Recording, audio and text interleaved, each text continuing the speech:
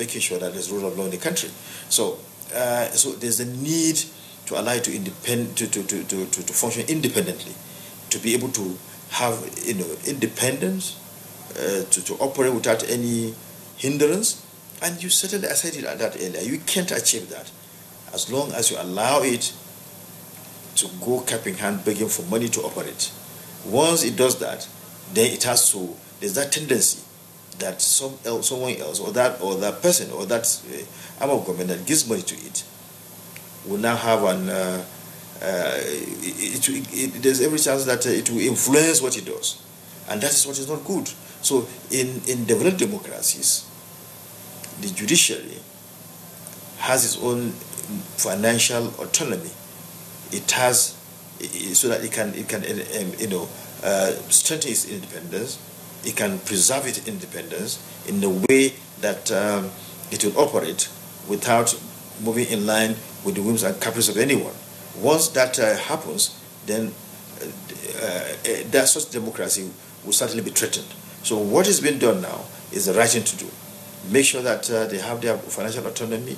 They do not have to go cap in hand begging for money for anybody, and they will have that room to operate the way they should. So it's a welcome development to have this system of allowing for the autonomy judiciary and the legislature at state level to be. So having that is something good for democracy. Impressive, long overdue, and we're happy that at long last the state judiciaries have received their independence properly called, and it behoves them now to run along with it and see how they can impact positively in the justice delivery system of their respective state and by extension Nigeria.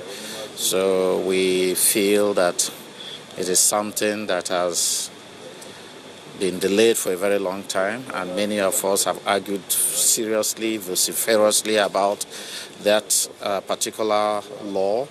Some states, to be honest, have signed theirs through statutory instruments, but that it has to come now through a constitutional alteration in form of an amendment to the Constitution is a welcome development, in that it is not something that even a State House of Assembly can now tamper with, since a constitutional provision. So it becomes imperative that the provisions are implemented to the letters. So we look forward to a vibrant and well catered for judiciary. It's a welcome development, because it will make it easier now for the state judiciaries to perform maximally, and at least depends on the way it is worked out, because it's one thing to say money given directly. The methodology or the procedure for knowing what exactly we should be given to each state judiciary is another area to be considered. They say we are very good welcome on the part of the National Assembly and Mr. President, who assented to the bill to become an act of the National Assembly. Hitherto, there has been a raging controversy over state houses of assembly being appendages of state governors before the coming into force of the financial autonomy law.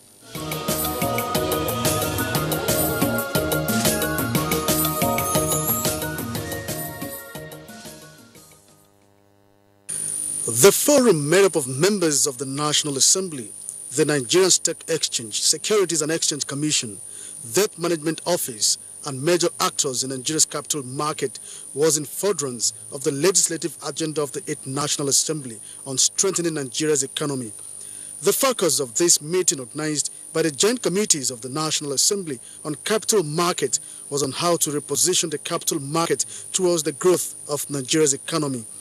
The interaction brought to the fore measures that will enhance the full utilization of the capital market, boost investors' confidence, while looking at areas that need legislative intervention.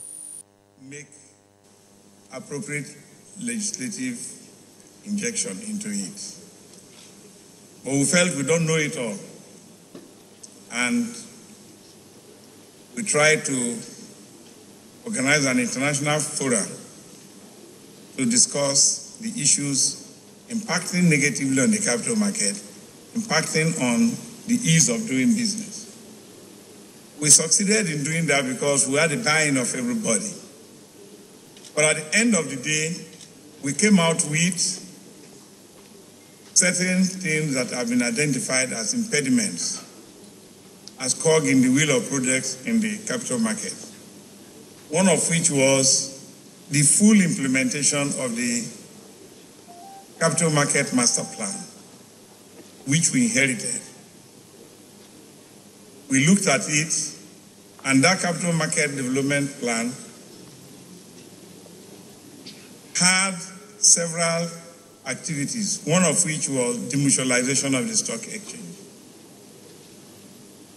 We were able to look at it and come out with a recommendation in the communique that we need to demutualize.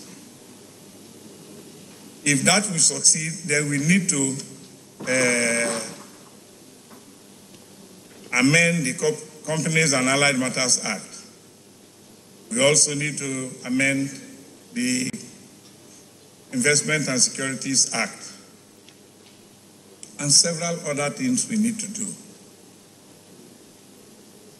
Your Excellency, distinguished ladies and gentlemen, I'm glad to report to you that the mutualization bill has been passed for the stock exchange, awaiting presidential accent. We have also passed the Companies and Allied Matters Act. All the amendments needed, we have done them, and also waiting for presidential assent. Why is the capital market necessary? We need a robust capital market because when funds, long-term funds, flow into the capital market, then new businesses will be created, existing businesses will be strengthened, and employment will be generated. It is only when companies are in a position to increase their capacity to invest and they actually have access to the funds to invest that additional jobs will be created.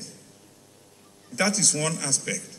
The other aspect is that when the capacity of people to work and earn money increases, then even taxable adults increases, and you now have interest and income generated for the Federal Internal Revenue Service.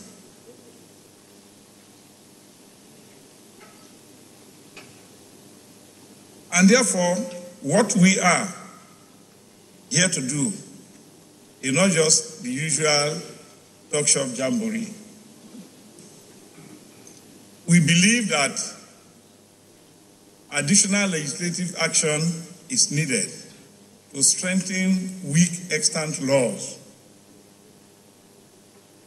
It is only when we gather like this that we can have that professional input into the lawmaking process. When we don't engage in the lawmaking process and update our laws and borrow from existing economy that we see as mentors, then we cannot grow. We do not need to reinvent the wheel. One crucial area we want to tackle this year is that of reactivation of the commodities exchanges. The commodities exchanges, as at now, are as good as moribund. We believe that we need to do something about it. So professionals have been invited to handle this and other topics today. Another aspect is that we have a robust investment and securities tribunal. When we came in, there was no board member. There were no judges, and so they didn't function for almost 2 years before we came in. We met the DG there, and the DG herself was hacked, and therefore the chief registrar was acting. We intervened, and I'm glad to report to you that this time, that backbone of the Securities and Exchange Commission, the arbitration module, is up and working. Board members have been appointed. They are sitting in 3 locations, and I believe that confidence has returned to the Investment and Securities Tribunal, because that is one unique feature the Nigerian Securities and Exchange Commission has that is not present in many developing countries. Even the developed countries don't have it, but we have it, and we have made it to work to boost investors' confidence. I do not want to bore you with long talk, because the professionals are here to talk, and we need to allow them to talk. Your Excellency, on this note, I welcome all of you on behalf of the Senate and House of Representatives, because our committees represent the two chambers. One recalls that the communique detailing the expected responsibilities of the legislature, executive, regulatory agencies, and market operators was mutually agreed and released at the end of the first Stakeholders Forum. Distinguished guests, ladies and gentlemen, permit me to state that given our commitment to the growth and development of the capital market as a strategic component of Nigeria's economy, the National Assembly has been able to deliver on some of the legislative actions enunciated in the communique of the inaugural Stakeholders Forum. It is instructive to note that the National Assembly has recorded relevant milestones that is expected to drive the operations of Nigeria's capital market. These include passage of the Demutualization Bill, ongoing amendment of the KAMA Act, public hearing held on the amendment of relevant sections of Investment and Securities Act 2007, review of the warehouse receipts and other related bills, arbitration and conciliation bill, ports and harbour bill, Nigerian roads fund bill, railway bill, etc. All these are at advanced stages of legislative action. Legislative intervention through public hearings on downward trend of the capital market, unclaimed dividend funds, and effect on the capital market, bonds, securities and private placement, and others. Distinguished guests, ladies and gentlemen, following the success of the first Stakeholders Forum, it is expected that everybody involved will strive to ensure that this edition will be an improvement. It is on this premise that I enjoin respective speakers, moderators, and discussants to be very objective, frank, firm, and open in their various contributions, suggestions, and interventions. Finally, I wish to reiterate the need for continued collaboration between the organized private sector and relevant committees of the National Assembly in our resolve to ensure meaningful national growth and development. I'm confident that through this initiative, stakeholders in the capital market will be more convinced that the 8th Assembly is committed to helping the subsector meet required standards in contributing to the economy. There are many capital market instruments that can be used to stimulate the economic development in Nigeria. Let us consider bonds, equities, and commodities briefly. Bonds are issued by corporate, subnational, national, and supranational institutions to raise funds for their expenditures and investments. At the end of second quarter of 2018, the bond market capitalization of the Nigerian Stock Exchange stood at 10.1 trillion. The FMDQ also provides a platform through which these bonds and other instruments are traded. Recently, the government of Nigeria issued 100 billion sukuk to finance 25 road projects and also issued 10.79 billion green bonds to finance afforestation, renewable energy, and provision of clean energy. Opportunities also exist to issue revenue bonds to finance revenue-generating projects, which will exert less pressure on government budget and allocation. The Nigerian bond market, therefore, has the potential to close the country's huge infrastructure deficit, estimated at $350 billion by the AFDB in 2013. All this will be supported by the credit enhancements offered by institutions like InfraCredit and Guarantco, as well as the operations of the infrastructure funds registered by the Commission. Equities have also been issued by many public companies to raise funds and expand their operations. This has engendered improved productivity, employment, and governance. Government has also utilized the platform of the capital market to privatize some of its enterprises in order to make them profitable, less bureaucratic, and less dependent on government lean resources.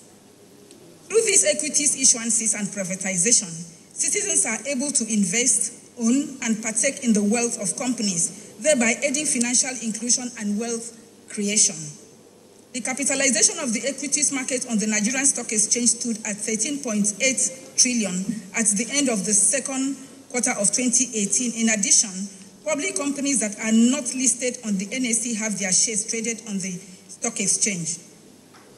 Commodities are also areas where the capital market contributes economic growth and development. Nigeria is endowed with agricultural resources, but pricing, storage, and transportation mechanisms have remained problems. Most of these problems can be addressed by a vibrant commodity exchange system, which the SEC is working towards achieving. FX commodity exchange is currently operational in the country, and NCX is undergoing some restructuring.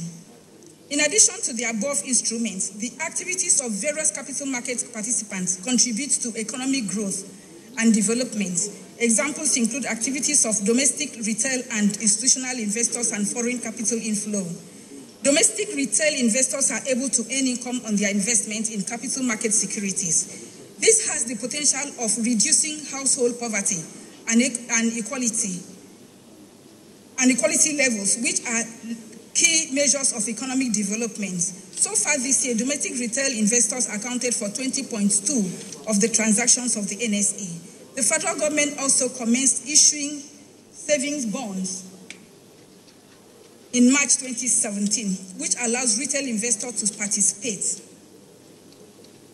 I said all of this to say that the foregoing show that the Nigerian capital market has actually been serving as a catalyst for economic growth and development. However, some potentials are still untapped. The National Assembly Committees on Capital Market observed that Nigeria urgently needs a robust capital market that will provide funds for firms and investors, while Debt Management Office stressed the need for a stable long-term loan for entrepreneurs, which should significantly come from the equity market. Significant role, and indeed a very important role to play in the attainment of these objectives.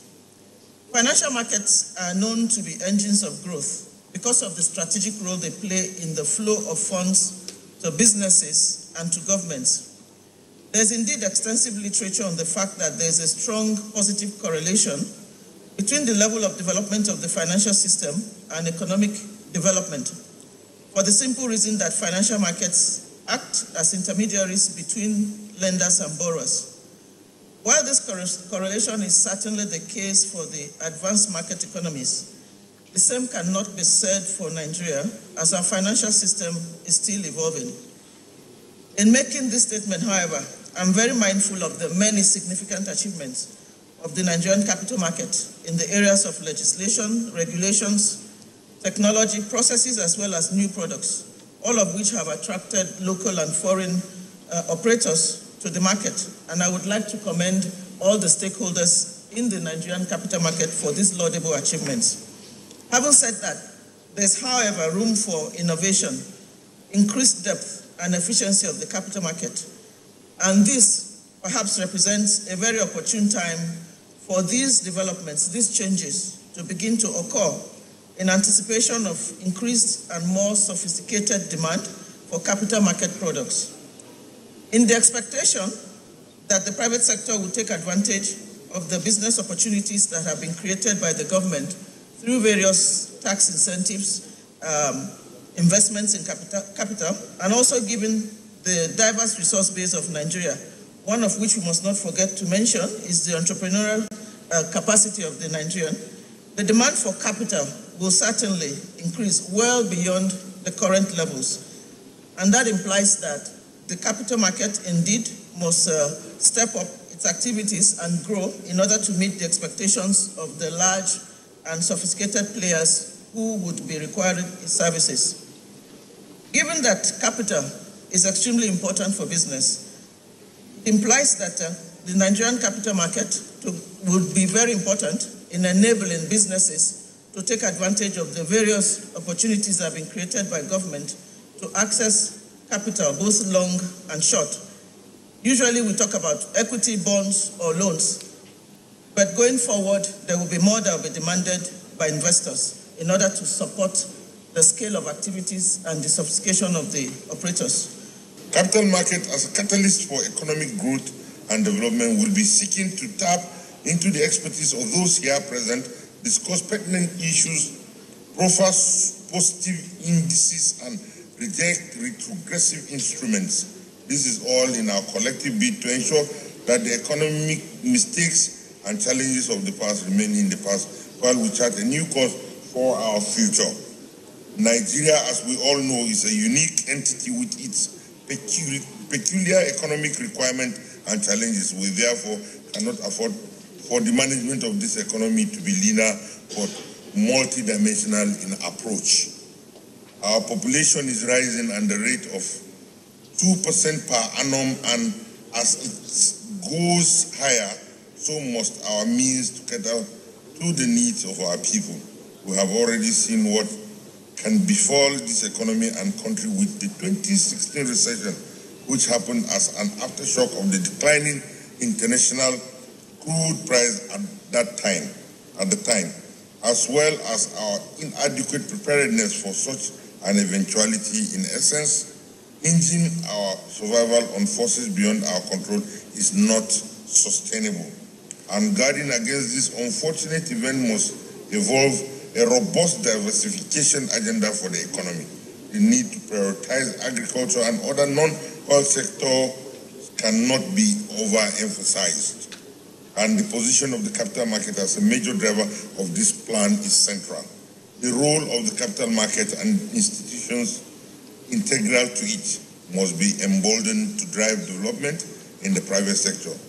This means that the fiscal, advisory, and empowerment responsibility of our financial institution will be called on now more than ever in entrenching economic policies that will elicit development in the macro, small, and medium enterprise SMEs in the country. I have already maintained that the role of the National Assembly as is to give the right platform for all sectors of the economy to drive the platform to grow business, to draw foreign investment into the country, to sustain meaningful and mutually beneficial investments via bilateral and multilateral instruments. This is our lawmaking responsibility for the economy.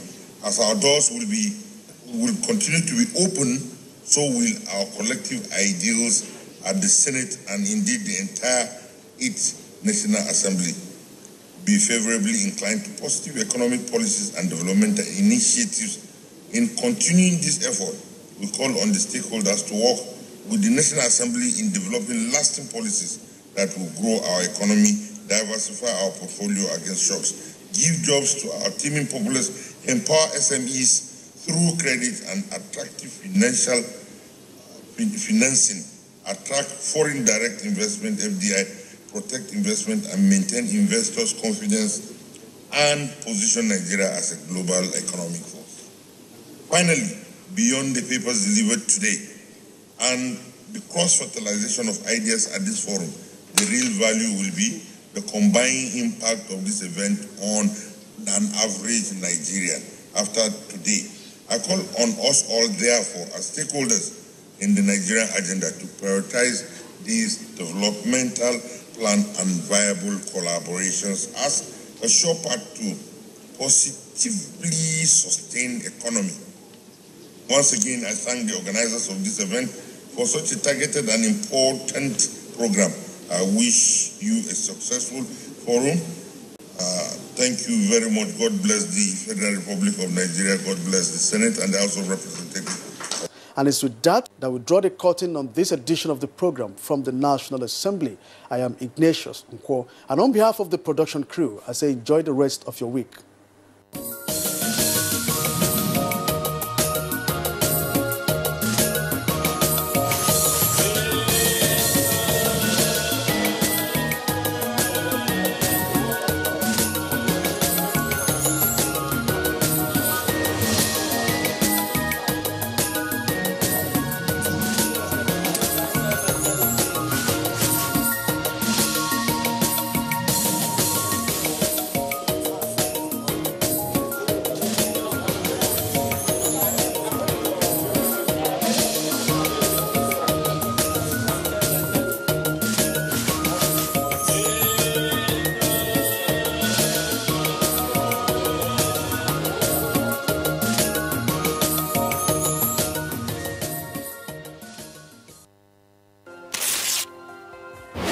My name is Lukman Animasham.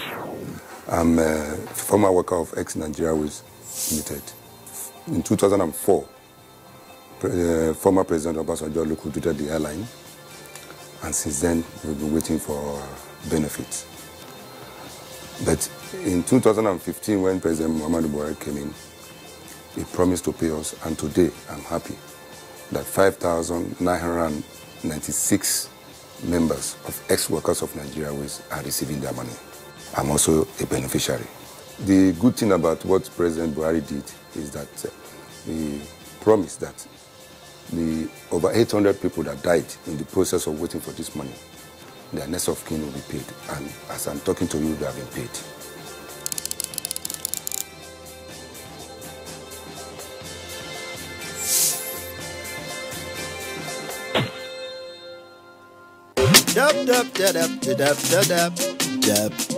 Yes.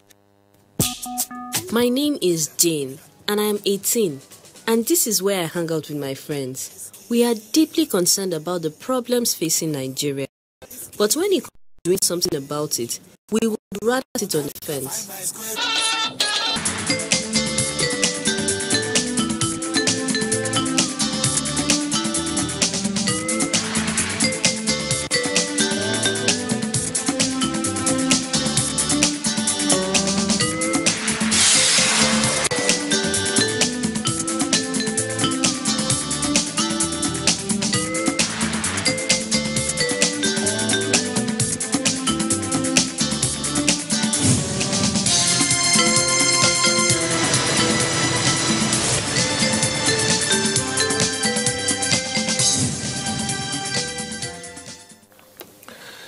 Hello and welcome. This is NTA Tuesday Live, and I'm Cyril Stober.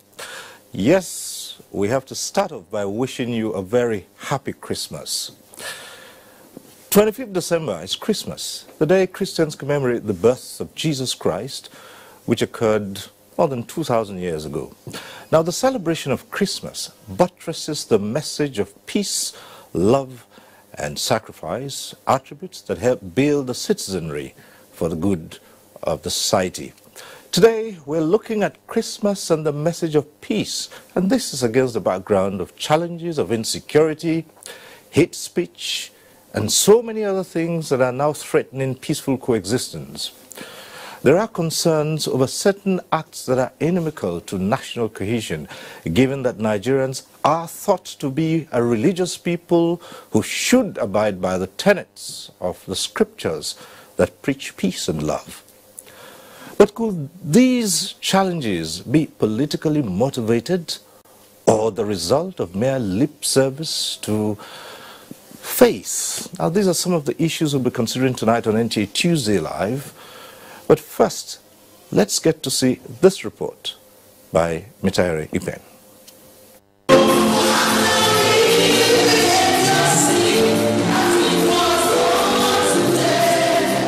It was services of praise and worship to God for his love and kindness that brought salvation unto mankind, as well as prayers of peace and stability in Nigeria as the general elections draws near. The clergy said Jesus Christ is the reason for the season, hence the need for his followers to always live according to the tenet and ensure that brotherly love strives. God is willing to give us peace, but there are certain conditions which must be fulfilled. And for us to get it, we must practice righteousness. That God, in his sovereign will, at least for the righteous few we have in Nigeria, will give us peace, that we will have free, fair, peaceful election. For fear of God in the hearts of Nigerians to enable politics without bitterness, and also pray for God's continuous presence in Nigeria. I prophesy over your life, you will rise, you will shine. 2019, you will shine in the mighty name of Jesus. In Abuja, Abdul Malik Adio, NTA News. That's the background report given to us there by Abdul Malik Adio. Well, as we welcome you to tonight's program, let's start off by introducing our guest to you. We'd like to welcome to NTA Tuesday Live the Most Reverend Dr. Joseph Oche Job, the Archbishop, Methodist Archdiocese of Abuja. Thanks for being here. Thanks, I'm grateful to be here. Let me also welcome to tonight's program Bishop Timothy Yahaya, the Kaduna Diocese Anglican Communion. Thank you for being here. Thank you for having me. Merry Christmas to all of us. All right. We also like to welcome to this program, he's been here a number of times before, Imam Dr. Muhammad Nurain Ashafa. He's co-executive director, Interfaith Mediation Center, Kaduna. Thanks for coming around. Thank you very much for having me around this time around also. And good morning, good evening, fellow Nigerians. Right, and we're also joined by another regular on this program, Reverend Dr. Israel Akonji, who's chairman, Christian Association of Nigeria, Kan North Central. Thanks for being here again. Thank you. Merry Christmas. All right, wish you Merry Christmas.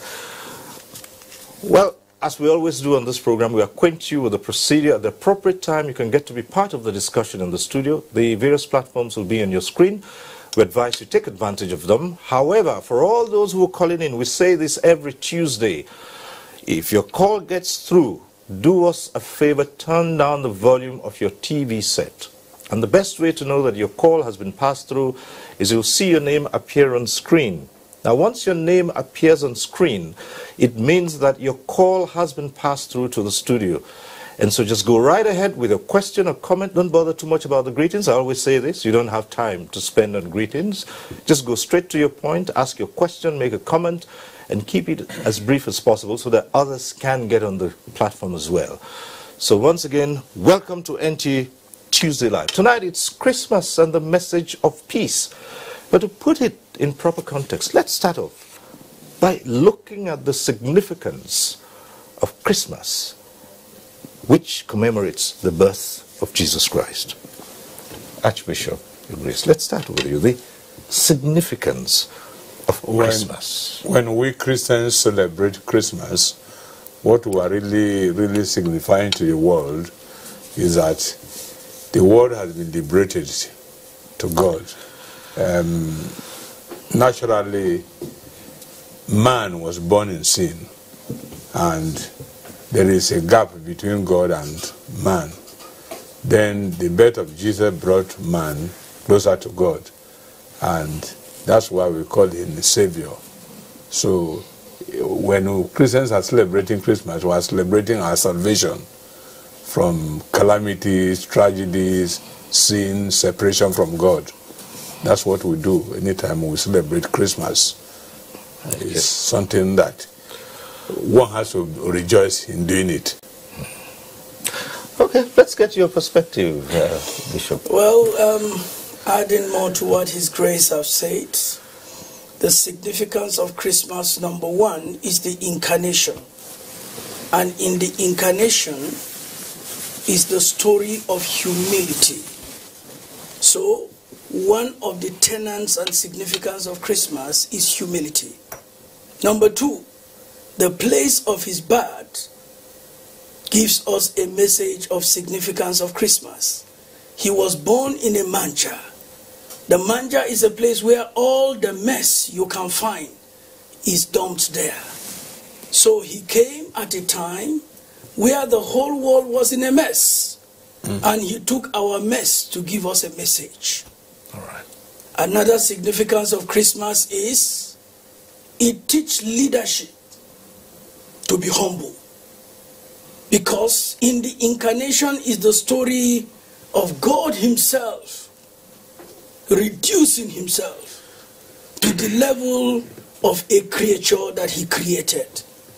So leaders are supposed to know that the only way they can be relevant among their people is to be humble.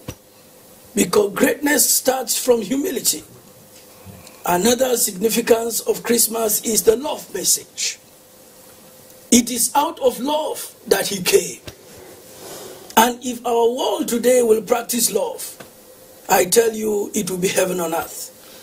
Another significance of this message of Christmas is sacrifice. He emptied himself of all his glory and came to sacrifice not some but all to redeem mankind.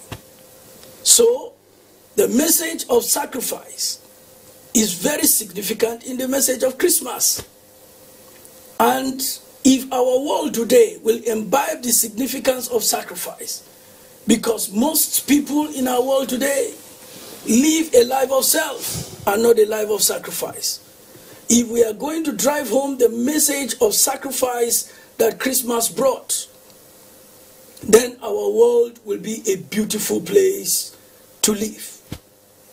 Another significance of Christmas is salvation. We who were once not a people became a people by reason of the Evangelion in Genesis 3:18, the seed of the woman. That is what brought the salvation of mankind. But in Isaiah very clearly, he said he is the Prince of Peace, the hope of the whole world, to have peace. If you look at the life of the Savior Jesus, throughout his history in living as a human being, he never had any challenge with anybody. He lived a life of peace. He gave peace. In fact, he said, my peace I live with you. And he said, as long as it is within your power, live at peace with all people. And he taught his disciples. He said, love your enemies. Do good to they that hate you. That is the significance of Christmas.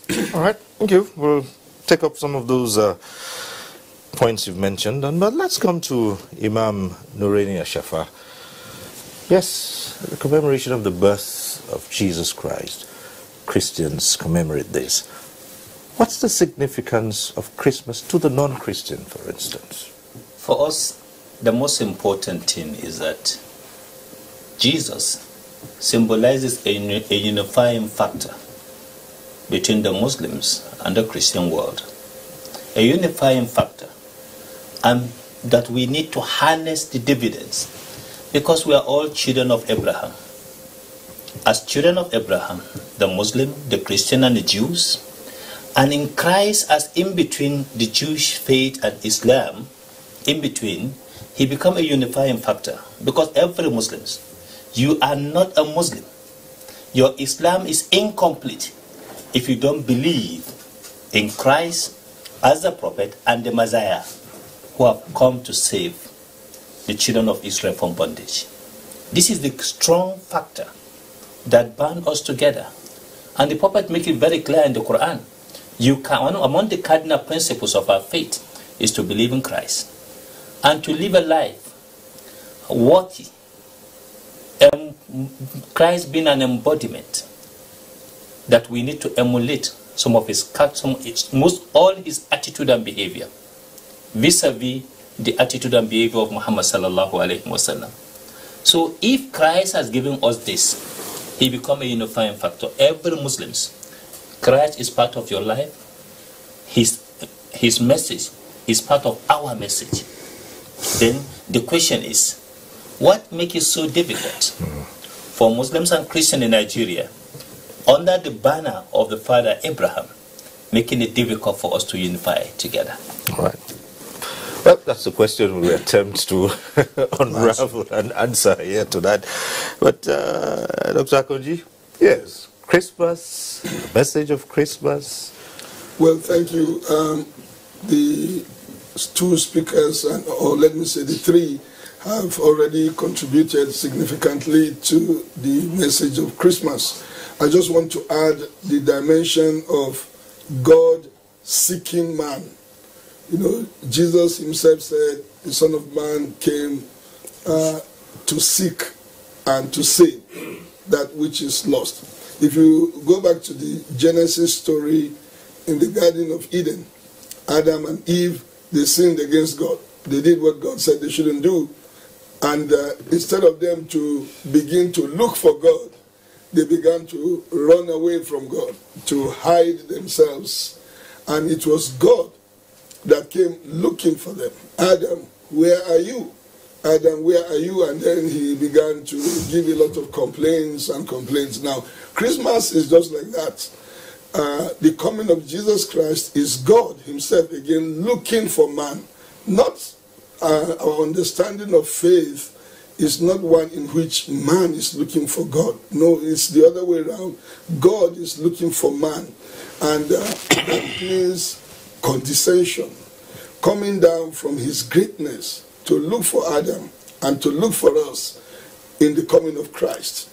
That means leaving his glorious, it has been said, and coming down to search for us. This can only come from great love, unimaginable love. God could do without us, but he will not. He wants us as mankind. So when the Bible says God so loved the world and gave his son, that means God made an attempt to reach us. Jesus came to seek and to save. So I love that dimension of God doing something about us. Man will always be running away from God, but God always says, come, I'm your God. I created you. I want you to be my children. And that's what the Bible says. As many as believe in him, he has given power to become children of God. I want a good relationship with you. The coming of Jesus is to reconcile mankind with God. But the initiative was that of God, not that of man. That is why there is great reason to celebrate and be appreciative of God. If not God, we will have been lost and we will have remained in darkness and we will have turned away from it, and it will have been an injurious universe we will have been in. Thanks be to God who did not feel too high, too holy, too other than us, that he came to seek us. And that is just to add to the significance of Christmas. And that also immediately says, like Bishop was saying, those who are in high places should not feel too big to go down and look for the people that are below, to lift them up. The very presence of somebody high with the low people, it encourages them. You mean this person can come to our place, come to where we live, come to our situation? Oh, we're happy about this. But there is too much gap. God did not allow gap. God came down at Christmas. And that is why we're celebrating. All right, and so we're taking it up from that point.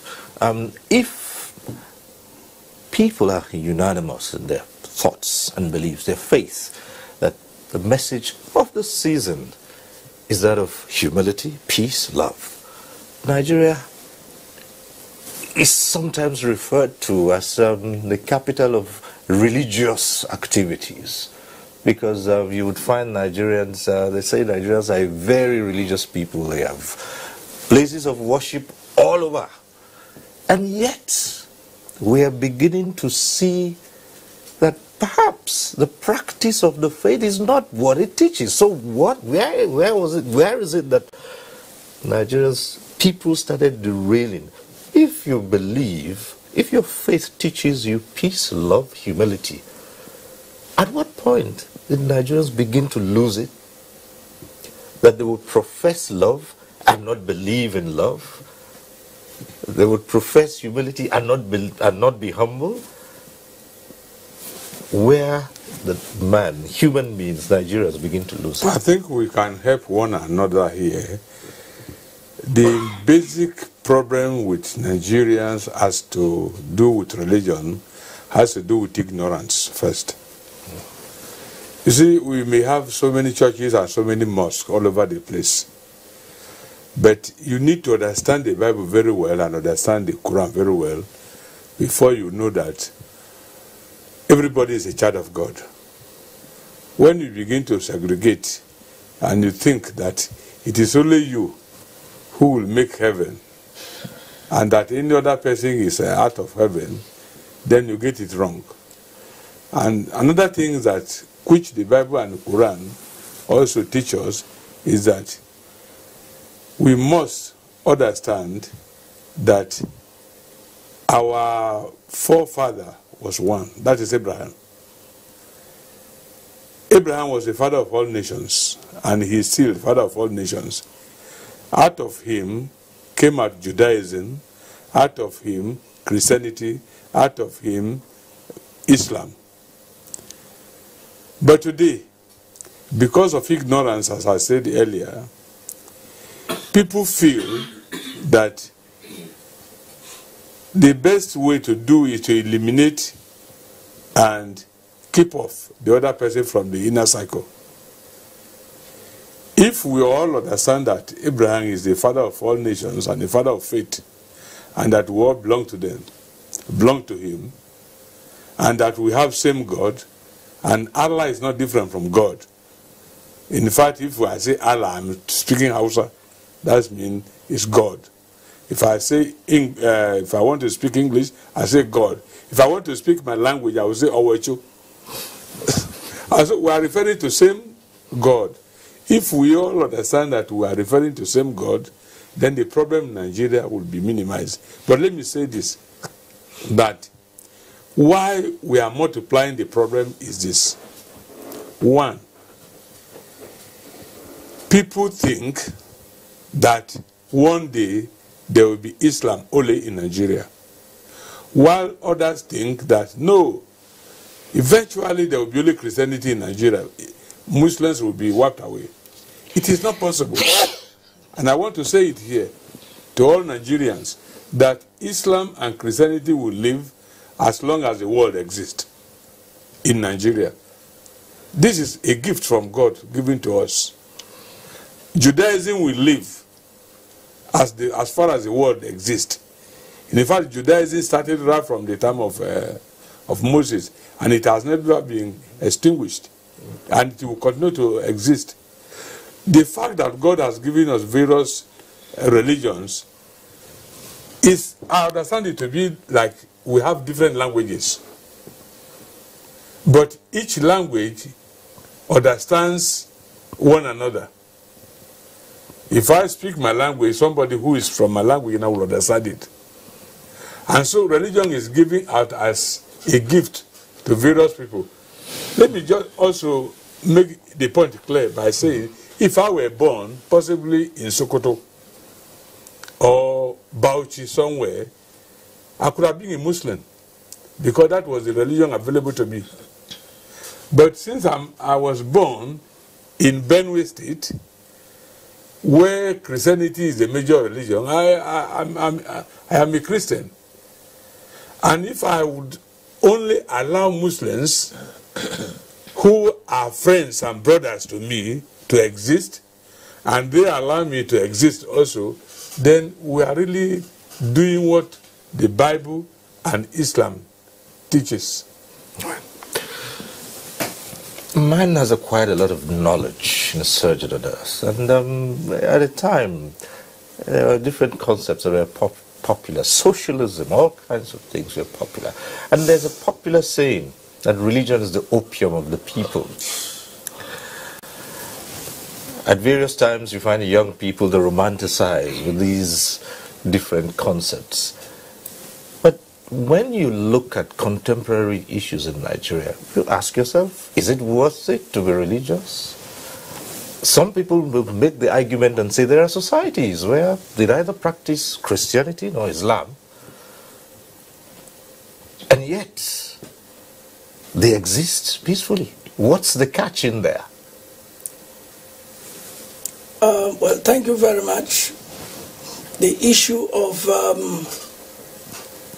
religion as the opiate of the masses by Karl Marx, I think can be faulted. Can be faulted in the sense that if religion is practiced excellently and perfectly, it is a tool for national building.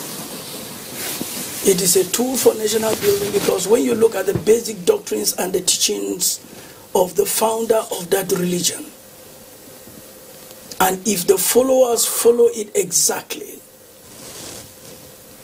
but when people decide to use religion as a tool for something else, when there are ulterior motives in what people do in religion, it becomes something else. Even me, I'm amazed at times by what happens in my own country, Nigeria. And somebody wrote from somewhere in the United States, you know what he said about our religion? He said our religion is 1 inch deep and 10 feet wide. Very superficial. Now you imagine today, I am the leader of a particular place, and I see things going wrong. Rather than help the police do the right thing, I am the one telling the police to do the wrong thing.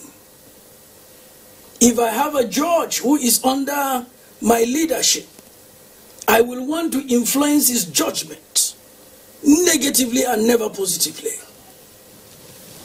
And we have so imbibed human worship, hero worship, even in our places of worship. We segregate. The way we treat people is not equal. But be that as it may, I want to add to what our father here has said. Where did we get it wrong? And instead of our religion to help us in nation building, it is pulling down our nation. Number one, have we ever sat down and asked ourselves, of all the religion we practice, the people that teach this religion, are they being taught the correct thing? Have we ever asked that question? When I went to Singapore, they have to scrutinize and screen me and be sure I have the right license and the correct tenets of Christianity to be able to teach in Singapore. But anybody who wakes up here in Nigeria today, he is a religious leader. Who had he been a disciple under? Those questions are not asked at all. And at times, in the name of this hero worship, I say, some develop and become monsters, and we are busy romancing with them until they explode into the problems we have today. We see it coming, but because we romance it, we don't want to confront it. It becomes a monster and consumes us. That is one aspect of it. Another aspect of it today, politicians who we should tutor are beginning to tutor us on what to do. They are now using religion for their own selfish ends.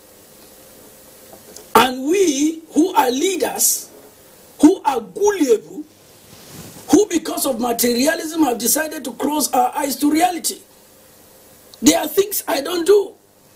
And any politician that comes close to me, no, I will not take what is wrong for granted. No, I will be forthright with you. It's either you accept it the right way or you leave me. Because you can't influence me negatively. I am a model to a lot of people. And they must see me do the right thing. I remember some time ago I was in Taraba as the bishop there. A politician was coming to my house. And people told him, if you go to his house with money, he will embarrass you. And it was true. because I will definitely going to embarrass you. Rather, I want to see the dividends of leadership trickle down to the common man. If the common man is happy today, I am happy. But what do we do as leaders? Do we actually keep the virtues and the tenets and the teachings of our faith? So when we derail from that, you find out that people begin to say all sorts of things. Today, television is good. Today, social media is good. But when it is abused, does it mean that television is not good anymore? Does it mean that social media is not good anymore? So for anybody to sit down and say religion is the opioid of the masses, I think it's a simplistic, sweeping, simple, generalistic statement that does not carry weight anywhere. All right, take your point. There are the good parts and the bad parts, but the challenge here for Nigeria is to take the good and leave the bad aside. But again, in speaking, Bishop talked about materialism and leadership, and that has always been seen as one of the biggest challenges of Nigerian society. Those who aspire to leadership positions in the various faiths, do they come deep with, have they imbibed the true tenets of the faith they profess? Because you can see a lot of things happening in society where leaders have turned into megalomaniacs who drive hate and division among followers, and yet they are considered leaders. Well, that is a fact of reality today. But that was not at the beginning. Right. The beginning of Nigeria, we know, was where religion became an instrument of governance, where religion facilitates processes that make our founding fathers to respect the honor of each other, to work selflessly in making Nigeria, laying a foundation for what become a greater Nigeria we are proud of before the handover to the next generations. And at that point, there is a sharp line between religion and political processes. If you want to be politicking, you go politicking. If you want to be religious, you go religious. So there are these complex situations where at a point in time, we got it wrong for two reasons. There's a yardstick for measuring religions. As you are religious, you are not godly. What happened? The purpose is this. You cannot have faith without work. When our father Abraham, who is the father of us all, that bound us together, he was honored because his faith was put to test. His faith and work come together. So when you, and in Islam, the same spirit Abraham gave to us. Muhammad Sassan tells us, no one will enter Al-Jannah, meaning paradise, until he has faith. And no one will have faith until he loves. And Muhammad went further to say, should I teach you how to love? They say, yes. He said, extend the greeting of peace among yourselves. So you cannot have faith without work. Nigeria today, we have faith, very high level of faith, but no works attached to it. That's one side. Then the second key challenge is the pilots, who are the drivers today. Our religious leaders are divided into three. I would like to classify them. The good, the bad, and the ugly. I want to use that terminology of the good, the bad, and the ugly. And very often, unfortunately, it is the most ugly and the bad who are super active. They take in charge of the media. They were in charge of social media. They pay so much. They have huge to-do resources to put in, because they just wake up and say, God has chosen me to lead, to guide you as your spiritual guide. They didn't go through the processes my brothers here go through. I know many of them have to go through years of learning process, of induction, for them to get to be accredited as priests. And from that level moving further, I know when my brother Akaji was studying, when he went to UK, when he was in UK studying, with pains, he has to go through the processes. That, you are doing this here, I have to learn it, I want to understand it. That's for his PhD in theology, for him to be what he is today. So therefore, but this guy just wake up one day and dream and say, God has spoken to me. And then he become the pilot. And you know very clearly that when the fool lead the ignoramus, The consequence is what we see in our Nigeria of today.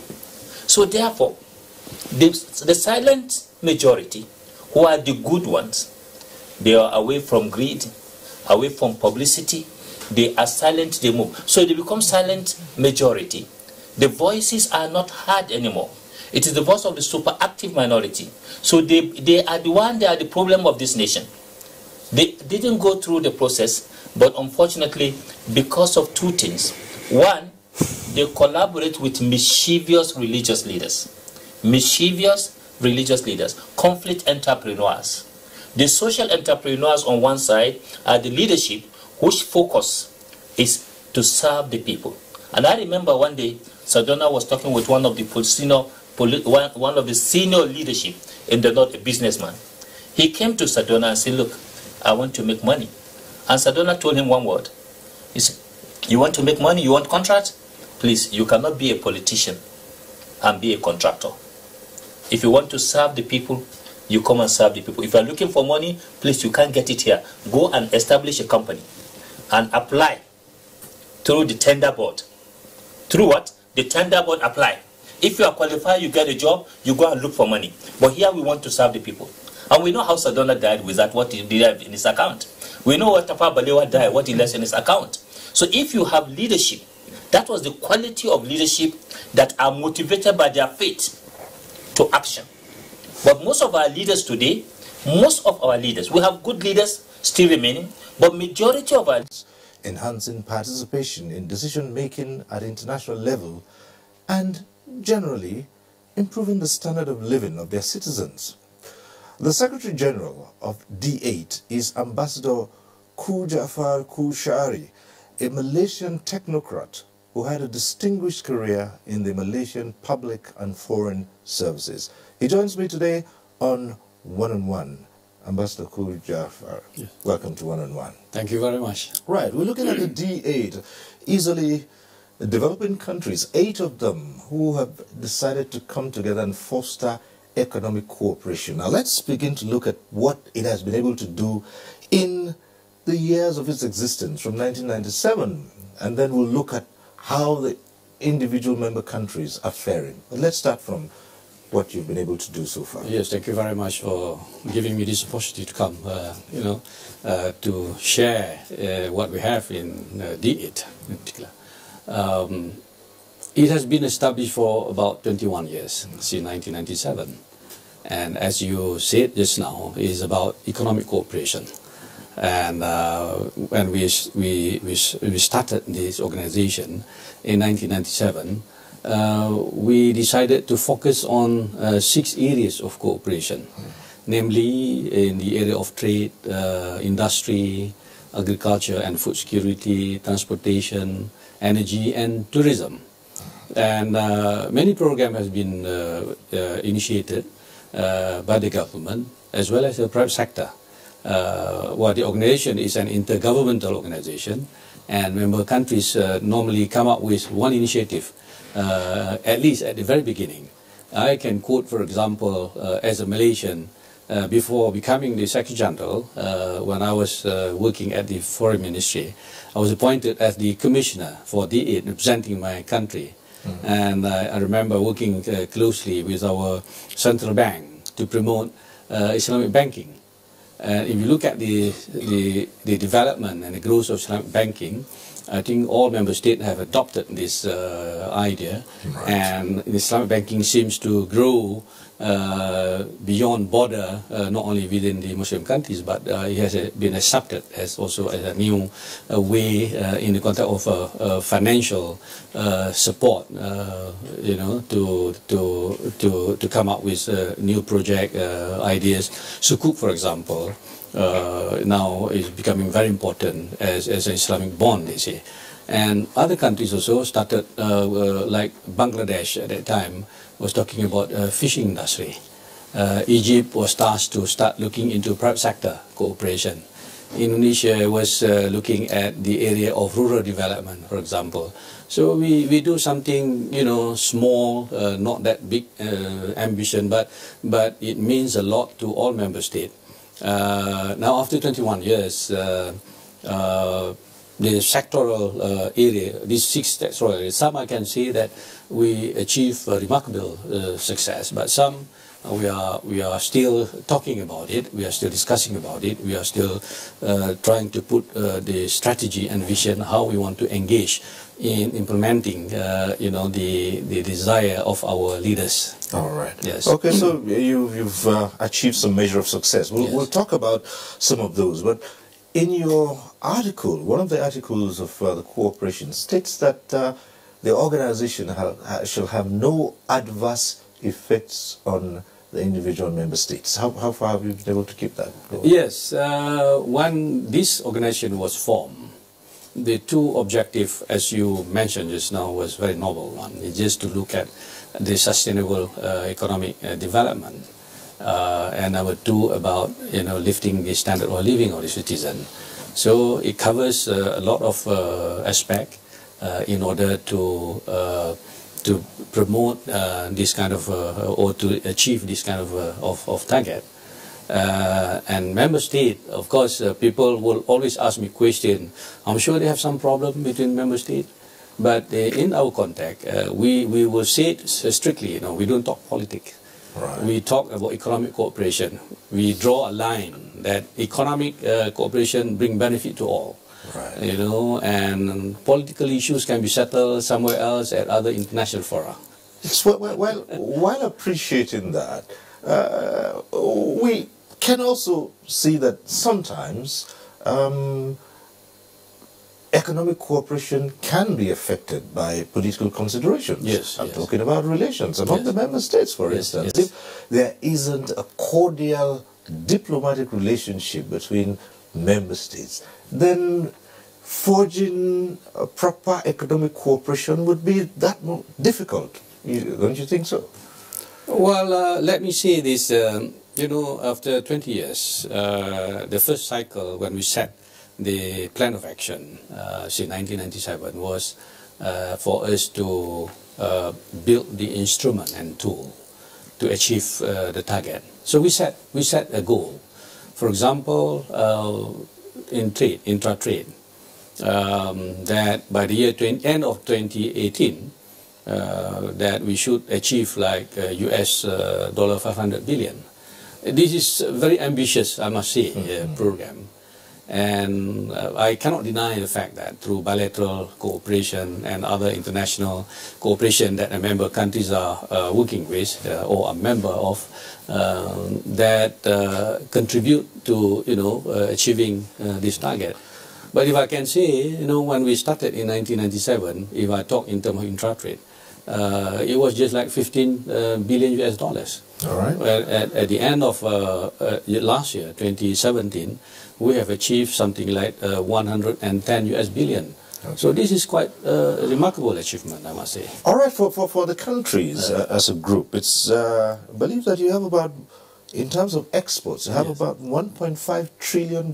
Yes. You think this figure would be much higher than that if certain situations did not exist? Yes. Right. As I said, I will not deny anything.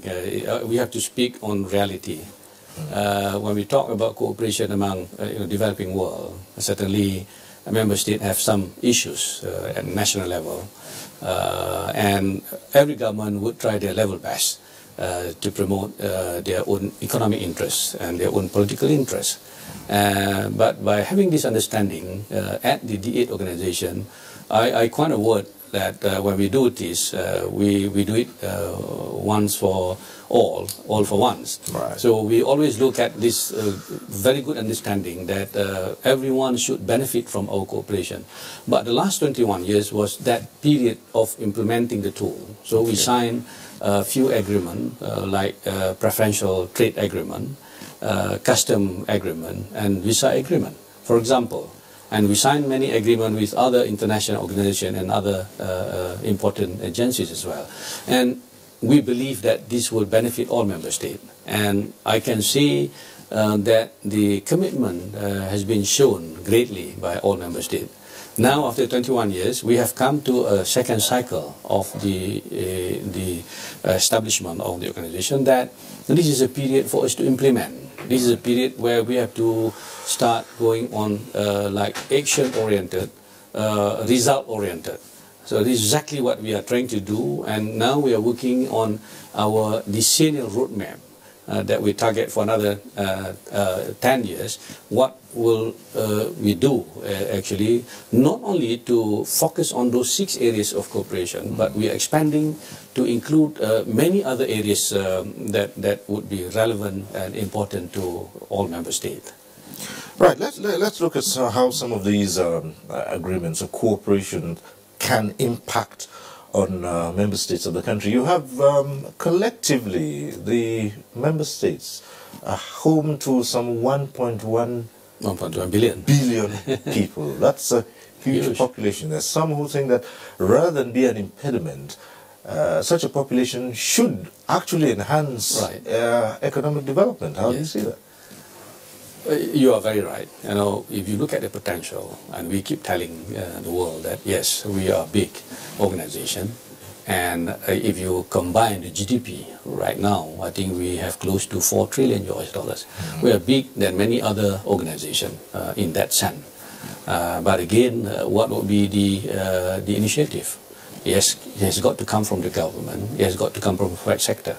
And I believe in the role that must be played by the private sector. And this is where we are giving the focus now, while discussing about new initiative from the government. We are pushing aggressively, trying to get private sector to be involved in all our activities. And I'm happy to say that on 3rd November this year, we officially established our D8 Chambers of Commerce and Industry. Right. And they have their own General Assembly, they are appointing their own Secretariat, their own Secretary General, and all the National Chambers of Commerce and Industry of our member states now are ready to come under one umbrella. And we have, in fact, tasked one think tank even to come up with new idea, this new strategy, new vision of how best that we can engage private sector. I will share with you on some of the initiatives that we are now embarking upon as a new journey, I would say. All right. Yes, so before we come to that, when you take a look at the D8, what would you say are the major drawbacks, major impediments to the development, the rapid development of the economies of the member states? Yes. There's no denial. You know, when we talk about bureaucracy, we talk about, decision-making process, for example, and this issue we need to address it among government in particular. This is a real phenomenon that we have to address. And what I do since I came as a new Secretary General, I went around, and visiting all the member states, talking to ministers and so on. I said, give me the opportunity to start reaching out to the stakeholders directly, while we keep you informed, and we, you need to support this initiative, so that I will be able to listen to the stakeholders themselves, to those people who are doing their own thing, who understand what they do. Who knows the technical things, and so that they can bring forward the new idea that we can implement, that we can accept. So I try to bring a kind of a corporate mindset to the organization now, while acknowledging that we are an intergovernmental organization. Right. The government should provide all the enabling and the facilities and the tools and whatever. But at the same time, bringing that kind of mindset, thinking like a business people. Like a corporate sector, I think would combine both the good thing that you have both the government and you have both the corporate sector, the business mindset, so that we can blend it nicely and come up together with all the commitment to proceed with a new idea initiative. Well, I'm interested in the question of diversification, because really some of your member states in the past have been almost totally reliant on one form economic activity for the sustenance. Take Nigeria, for example. Yes. Was heavily dependent on oil. Yes. And this, because of the you know, the vagaries of the oil market, it has become necessary for such countries like Nigeria to look for other means to build and sustain their economies. What models have you looked at through your member states? I like to say this, you know, I've heard many good comments about Nigeria lately, and it's not coming from Nigeria, it's come from different ministers from different countries, and they are saying the approach that is taken by Nigerian government in particular to engage with new technology, to go all out on industrial sector. I think this is commendable. And I must thank the Nigerian government for last year for hosting the meeting of the ministers of industries. And since then, we are talking about different sector in the context of technology. This is exactly what we are trying to do now. You know, building a new ecosystem that will connect to one another through funding, through financial support, going back to the very basic, using private sector in the context of building SME, for example. If I can share my our own experience in the Malaysian context, Malaysian export in particular, we are a trading nation, but almost like 97% of our export is based on SME. So a lot of activities, schemes and program has been established by the government and by the sector to support the need, not only the business sector, but even going right to the community level, empowering them with capital, with training, with motivation, so that they can be on their own. So I think, you know, in D8, of course, you have got a different level of kind of economic advancement. In some of the countries, maybe they are a bit advanced than others. And the experience learning, knowledge sharing is very important.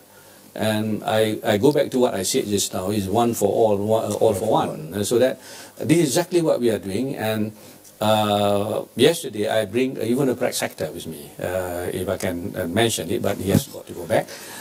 That we are getting now like one big company from Turkey called Turkish Technic. Turkish Technic is a partner of Turkish Airlines. So Turkish Airlines is working with us in the civil aviation industry.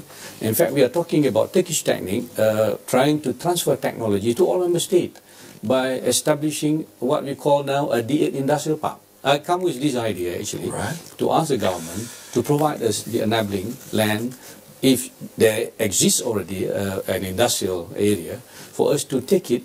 And we are going to start with civil aviation, the component, because Turkish Technic is, you know, producing the part and component for all the aero industry, Boeing, Airbus, and whatnot. And one or two member countries also have this kind of a capacity now, and some technologies like Indonesia, they produce some aircraft. Malaysia maybe small aircraft, but we are now talking to one another. I'm sending him, in fact, to visit all member countries as a private sector, representing D8. Okay. So, yes. So this is it, because they say that a private sector-driven economy is preferable. Yes. And how are you encouraging your member states to buy into the ideas of creating an enabling environment in which the private sector can thrive and help drive the economy? Yeah. One part is about now engaging our D8 CCI. Number two, private companies are coming to us. I'm happy to see that in Turkey in particular, now many private sector big group companies are coming to us. Before, you know, we find it difficult even to approach them, but now we are very open. People are coming to us more rather than we go to them. In Malaysia, the same thing. When I go back to Malaysia, a lot of people come with new ideas. It becomes, you know, very exciting moment to receive such an interest from the larger community, both at the government level as well as the private sector level. So let me share one example of how we are doing, you know, to promote this. In Malaysia, I just signed an MOU with one company called InnoBio. InnoBio is a kind of a government company and come under the Ministry of Finance of Malaysia. So they establish a company and they will put under the Ministry of Science and Technology. And what they do, government prepare a special facility. And InnoBio then worked with one company in Turkey and in Iran. Iran depends solely on biosimilar for their health care.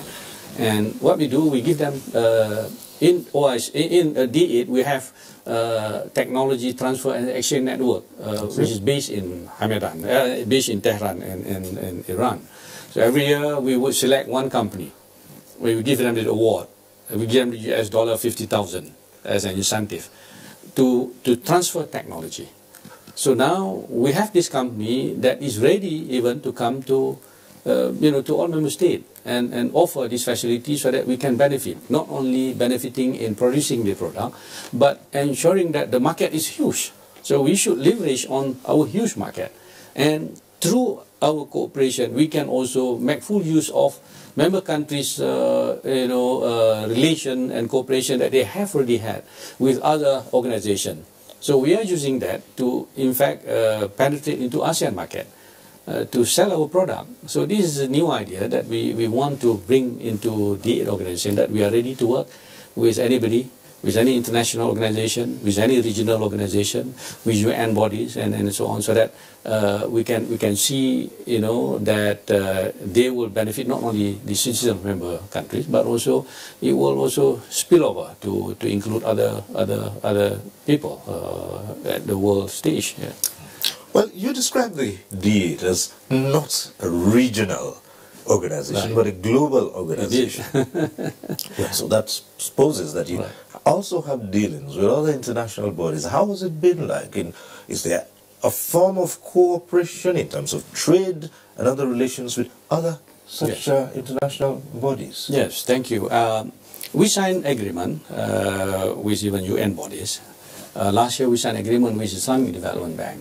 In fact, I met with the president of IDB recently, and I was invited, in fact, last 2 weeks to participate in the summit organized by IDB in Cambridge. And I'm going to meet the president. And they are excited about, the way forward, of how best they can use D8 as a new platform, because we talk only about economy. So there's readiness, I must say, from the part of the other bodies, coming from OIC or coming from the United Nations. We signed an agreement with UNIDO. I'm now working with UNCTAD to support several programs. For example, we are going to have a ministerial meeting of agriculture in Egypt next year. And what I do, I said to the government of Egypt, I said, well, we should not limit our cooperation within the 8 member states. We have to engage other people. So now FAO has agreed to come on board. We even have one developed country, Austria, to come and say, we want to be with you, to support this program. So we are expanding our cooperation, not to be within. We need to get, the support, learning from other successful organizations and so on, and try to adopt and adapt and implement some of those. So it's the only thing that we want government or member state to just to say, I think we can agree with that. Right. I think this is a new, good initiative for that. Right. One of the key objectives is to drive industrialization, and energy becomes a key part of that. Your member countries, a number of them, still have issues with energy. Yes. And developing the sector also needs huge financing. True. Now, how are you going about this? Yeah, I have to be honest on this, although this is one of the focus areas that has been agreed upon before on energy sector, but not much is being done yet, because the focus was like, we are developing world. I think the other sectors are very important. I'm not saying that this is not important, but we are going to start looking into the energy sector. In fact, we have asked the Minister of Energy of Turkey to host the first meeting next year in Turkey to look at the potential of this area. But there are some group that came to me to talk about the renewable energy. proposal. For example, I think few months ago, there were a group and also from Ministry of Industry of Indonesia coming to talk about renewable energy in the context of using I think you have it here a lot, cassava or something like that. So Nigeria, Bangladesh produces a lot, Indonesia produces a lot, and they have developed some technology also, and they want to share it.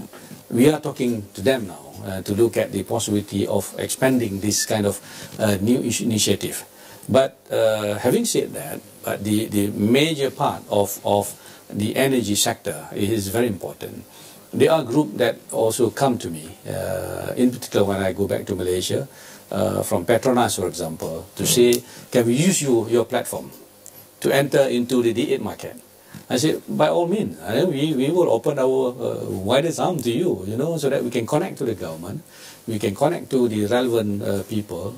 Then through D8, then maybe we can build a platform, to look into this seriously. It's not only about oil and gas, it is about new technology, it's about solar energy. Right. I think we have plenty of opportunities. So this is going to be a new focus, of course, next year. We are going to start talking about it seriously. And cleaner and renewable energies? Renewable energy and the real energy sector. I think we need to give attention to this sector, yes. Food security and agriculture development, and of course, there's been, this is one sector where a number of the member countries of the D8 have focused on quite recently. And you did mention that you've had some kind of cooperation with the FAO and other such bodies. Let's see how far you have gone with. Well, agriculture, when we established the organization, was given very important, attention. We came up with few initiatives at the very beginning, in fact, but small, not only in the training and having workshop in certain areas. For example, I remember at the early age of the establishment of D8, we talked about tilapia breeding, for example, in fishery department. We talked about, in fact, about designing a special small aircraft. Turkey came up with this idea from the very beginning that we should design a special small aircraft to spray fertilizer to our agricultural sector, because most of the member states are having this, big sector in agriculture. Well, of course, we designed a prototype, but somehow, due to some technical reason, we were not able to proceed with that. But that actually provides kind of impetus for us to go now into civil aviation. And this is another success story, if I can mention, about D8, that it developed from that prototype design of aircraft into now a cooperation between our member state, civil aviation in particular, not only in terms of training, not only in terms of sharing the knowledge, but engaging very closely between one another. And if you look at some member states through that organization, Indonesia is working closely with Turkey now on aircraft industry. Malaysia also having a joint venture kind of cooperation in this area. Now, come back to what I said just now, that it developed into what we want to do now, establishing the first, the industrial park in member state. And it was going to start with Turkish Technic that is ready to share their knowledge and technology with all member states, producing part. So maybe one member country can produce one part, another country can produce one part, and it can be a kind of a D8 product. We can use D8 as a new branding. So this is the intention. D8 should be a new branding, that should be popularized by us all. Okay. Now, trade among member states of the D8. How have you been able to remove bottlenecks, facilitate easier access to markets in these member states? Yeah. Well, this is quite a challenging issue. I think we are well aware of this situation, and I mentioned earlier that we have signed and 7 member countries have ratified our PTA, the Preferential Trade Agreement, and that should be the instrument. And member countries have, given like offer list some of the products that should be categorized under PTA treatment. Of course, as I mentioned earlier, 1 or 2 member countries seems to have some issue, because 1 or 2 still belong to a group like least developed country or less kind of a developing country that needs some special treatment, and we have to certainly address this issue. But we are hoping, because we just had a meeting in Ankara last few months, and we were talking seriously about it, and I'm very happy now that we are talking about a full implementation by March next year, that all countries will ratify the PTA. That will provide a kind of instrument for us to really move forward aggressively. And custom agreement, the same thing, we are hoping also at the same time with PTA, then we will be able to sign it. And visa agreement, I'm going to address this issue, because we are talking to the government of Pakistan to call all the relevant agencies and people, so that we can address this as an issue that should provide a new connectivity, that we should provide a closer relationship between one another. We should provide this instrument so that member states would know one another better. Citizens should learn more about their other sisters country. So effort also is being made at tourism level. So we are going to have our meeting next year, to be hosted by Malaysia early next year, the second ministerial meeting. And we are now working to come up with our new strategy and direction, how we want to proceed in order to implement the desire, so that we can connect closer to one another, and member states will benefit from experience learning and sharing again. I think if you see countries like Turkey, maybe Malaysia, Egypt, Indonesia, are quite good. I think they achieved some good, remarkable achievement, and I think they are ready now to work closer with us. And having said that, let me also mention this. We initiated recently, also a few months ago, to sign a letter of intent with the second biggest airport in Turkey, called Sabiha Gökçen, in Istanbul. And the letter of intent says that the Sabiha Gökçen now will be the first D8 designated airport.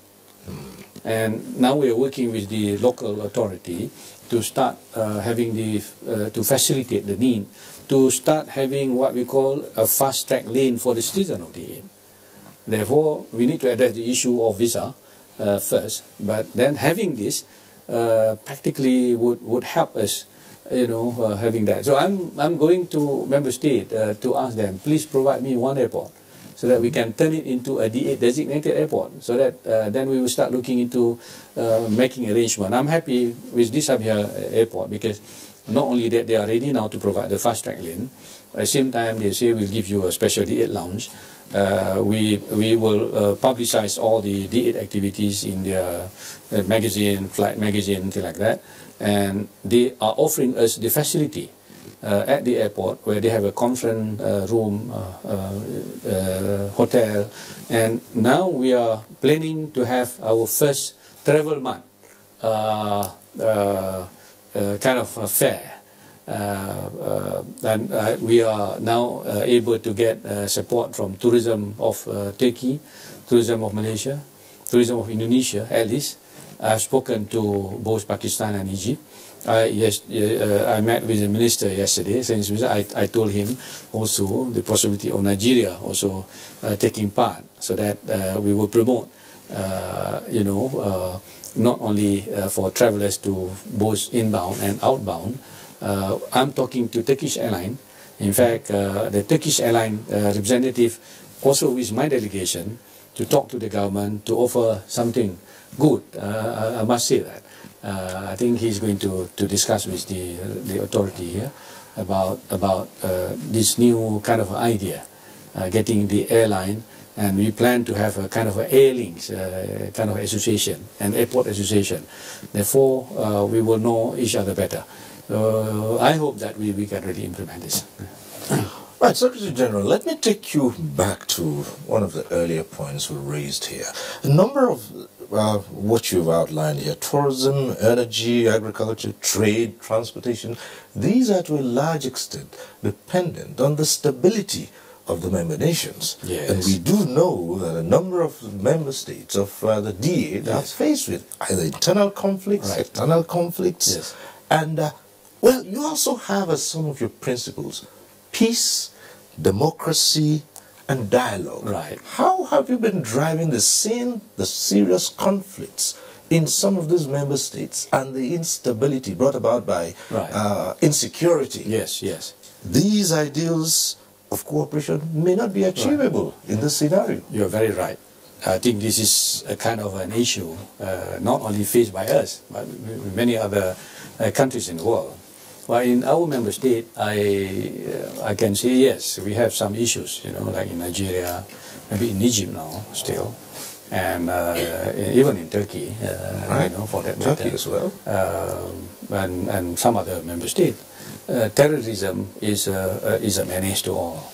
But there is a huge cooperation among member states, as well as you know, the international community. It is an issue that is being addressed at the United Nations level. Everybody is talking about it. Everybody thinks that we should address it. But I want to go back to this very important point.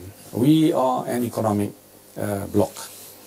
And from the perspective of economy, you know, when you address this issue, and we believe that when you have this economic stability, you will have political stability. When the stomach is full, you know, people will not quarrel anymore. They will be happy. I think this is the main issue that we are trying to promote in the context of D8. You know, addressing the real issue, the social need, the economic needs of a member state. So we are trying to establish this kind of a platform so that we can address the issue that people at large will be able to have a decent living. I think this is the way I want to address it. Yes, but in doing that as well, you find that you also subject to certain international political plays. Yes. For instance, with the developed countries, the advanced countries, for instance, they set the pace for some of these targets that you are aiming to achieve. And certain policies by some countries may well affect how you carry on, especially in terms of trade and industrialization. How do you cope with the high-wire international politics that may well affect the economic ties you're trying to build? I'll give you a typical example. You see, for instance, what's happening to the chief operations officer of Hyundai, for instance, which is said to be a fallout of certain relations with Iran or sanctions. These are real issues. Yes. No doubt about it. But let me stress this point. You know, while we do all this economic activity, we also recognize the fact member countries or a country have this problem, sanction and things like that.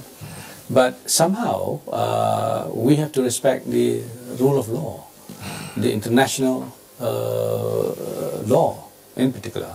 I think that member country also realize this fact.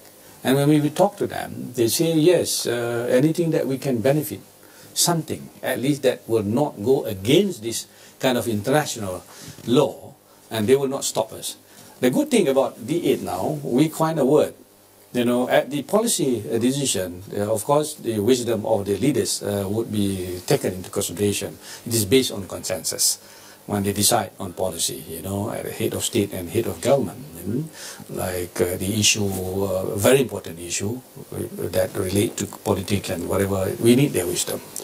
But at the sectoral level, this is quite a unique organization because we have a word that we use like cooperation of the willing. Member states that are ready to come up with one initiative that will benefit few member states, then we'll take it on board. We'll be very open. Then they are ready. But the other member states should not be there to stop anything. They would say, yes, you can proceed with this. any initiative, that we will not be as a stumbling block for you to initiate it. When we are ready, we'll join you. So we have come up with this kind of a solution that we realize that we have issues, but that should not stop us from coming up with an initiative to benefit other member states. And they will come on board later. Yeah. Do you have a crisis resolution mechanism in place in the D8? I mean, do you find situations where one D8 member approaches the organization and says, look, there are issues here which may affect some of our agreements, our cooperation? Do you have a mechanism in place to resolve such issues? Let me go back to the principal organ of the organization. We have a charter that clearly states about all these things, about how do we want to settle dispute. And the understanding at the lowest principal organ, which is the commission, you have a commissioner coming from a senior officer from the foreign ministry. It must be at the ambassador level. So every year they would meet twice to discuss our agenda that involve not only policy matters, but it involves new initiative. Then we will decide. Of course, there will be argument, there will be debates, and then so on, because of some issues that one country, would have to face and things like that. But in all cases, I must say, I can see the level of commitment of member state, because basically when someone say, I think we have to go into some political issues, say, so no, we remain economic bloc. Don't discuss about it. Let's agree on that point first. So that is the first mechanism. Then it goes to the Council of Ministers. The Council normally will approve whatever decided at the Commission level, because these are technical people, and it's almost the case. And and the Council must meet at least once a year to look at all the agenda, the progress made, And as a general, I have to submit a full report of all the activities for the endorsement. And alhamdulillah, in my case, as a general, I think I'm given kind of a leeway a bit to initiate, new things and to approach people.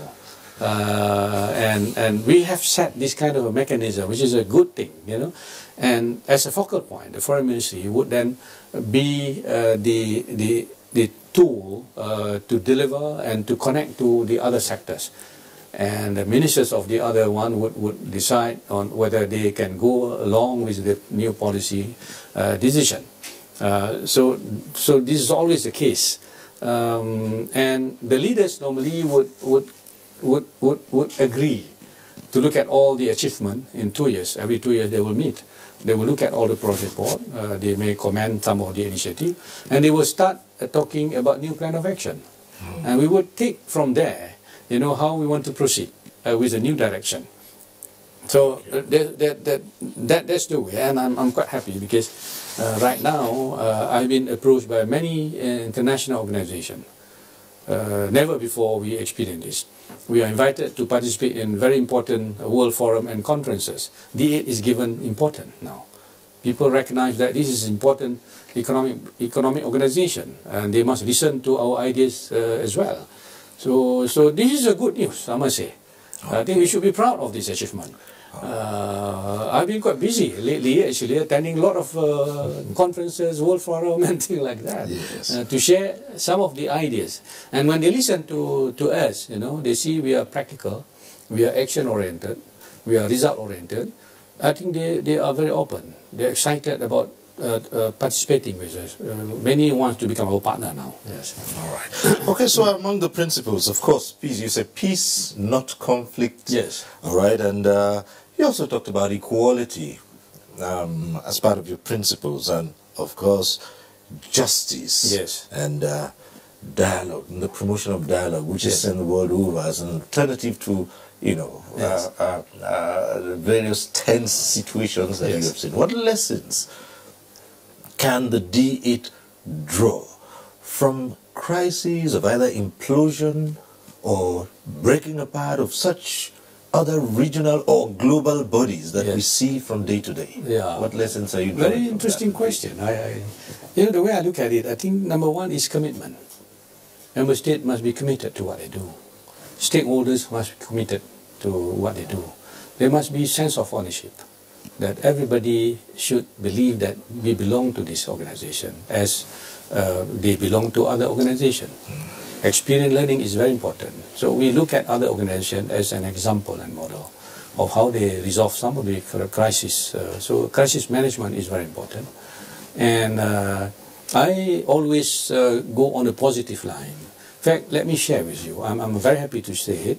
I shared with the minister yesterday that there is a report or kind of a study made by Water PricewaterhouseCoopers, one of the biggest auditing firms in the world. And they made a study last year in 2017 to come up with a kind of a ranking of new emerging economies. Right. And they studied all aspects of economy, financial aspect, in terms of social aspect, political aspect.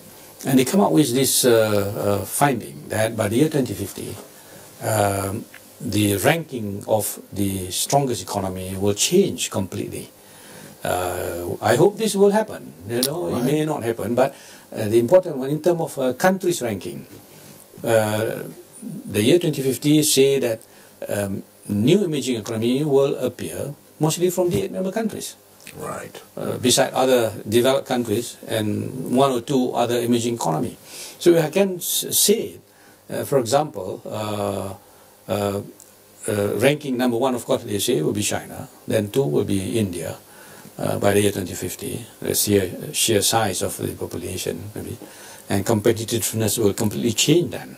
Then third will still be United States of America. 4 will be Indonesia. 11 will be Turkey. 14 will be Nigeria. All right. 15 will be Egypt. 16 will be Pakistan. 17 will be Iran. 23rd will be Bangladesh, and Malaysia will be 24. So you imagine that we are being quoted as a group to be the big new emerging economy, and combined GDP at that time will be close to $40 trillion. Right. We are now talking about close to $4 trillion. By then we will achieve something like 40 trillion, meaning to say that our member state now will engage aggressively in new technology, in new industry. And to me, as Secretary General, I say this: we need to create the platform now.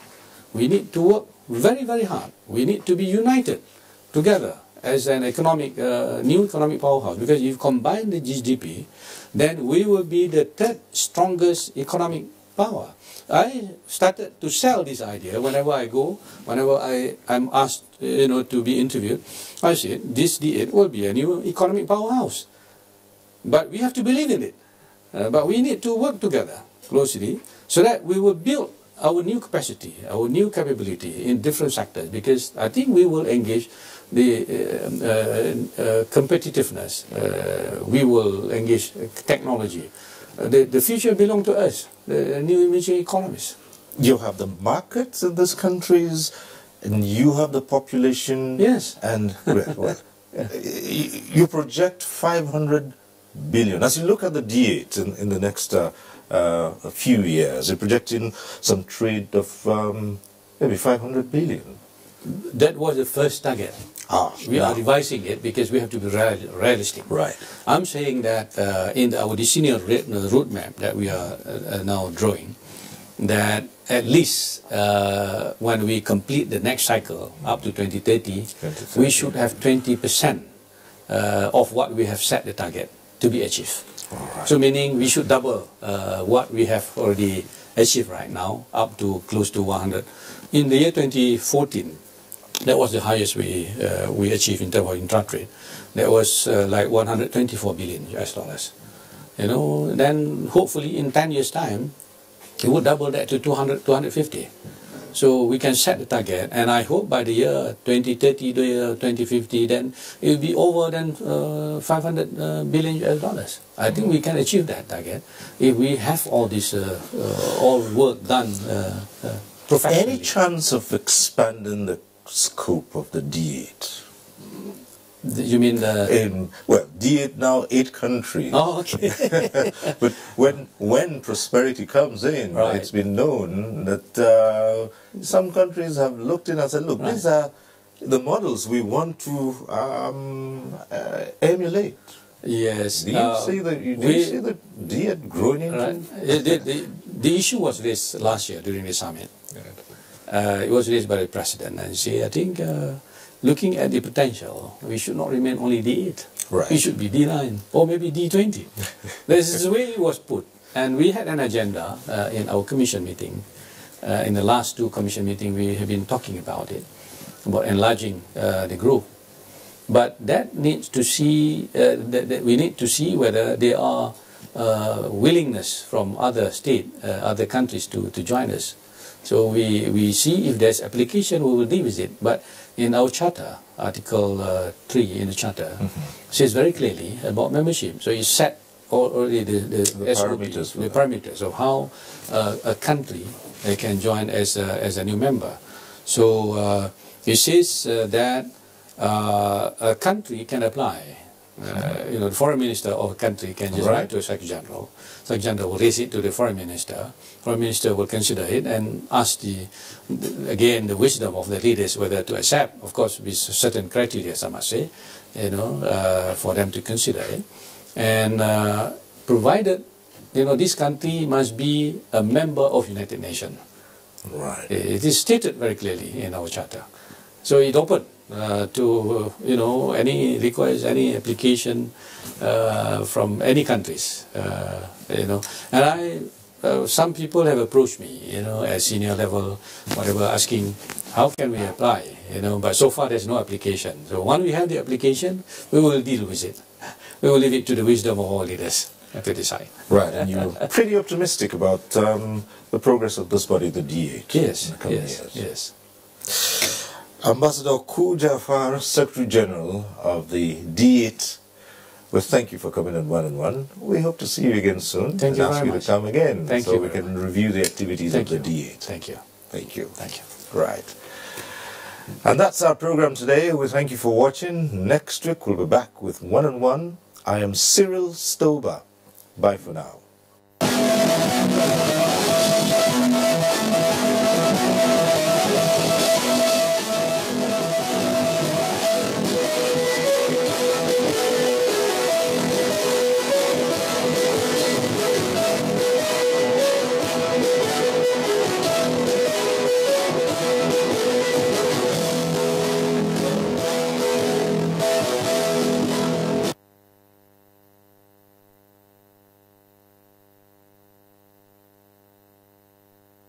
Leaders, they didn't even learn, because for you to be great, you have to follow, you have to lean on the shoulder of a giant for you to be a giant. But most of our leaders didn't, most of them just wake up from nowhere and then become what they become today. And we are now on the Titanic facing an iceberg. This is the situation of this nation. A Titanic facing an iceberg. And at the Interfaith Mediation Center, we said, look, we need to do something. And what is this break from? Can we break this ice? Number one, the major hate speech. Focusing on the 2019. Hate speech is spreading fast. Number two, fake news is moving fast. And unfortunately, the drivers of this, they are either religious leaders or political leaders. And they hide under the bosom of God. The Argungu local government da Kebbi State. Mai girma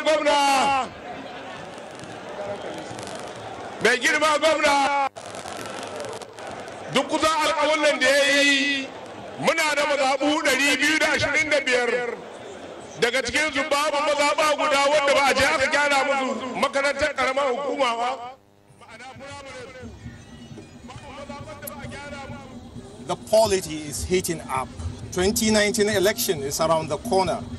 We are here today at the home of International Fishing and Cultural Festival, Argungu in Kebbi State. Good afternoon. It's always our pleasure to reach you from the land of equity. My name is Abdul Muttalib Mohammed Bello. We are here today at the Argungu Race Course venue for the flag-off of APC presidential and gubernatorial campaigns. The leadership so far of the APC in Kebbi State has done a tremendous job, and that is why the re-election is hereby mounted here. We hope to telecast this program live for your viewing pleasure and hope you will stay tuned with us. Happy viewing.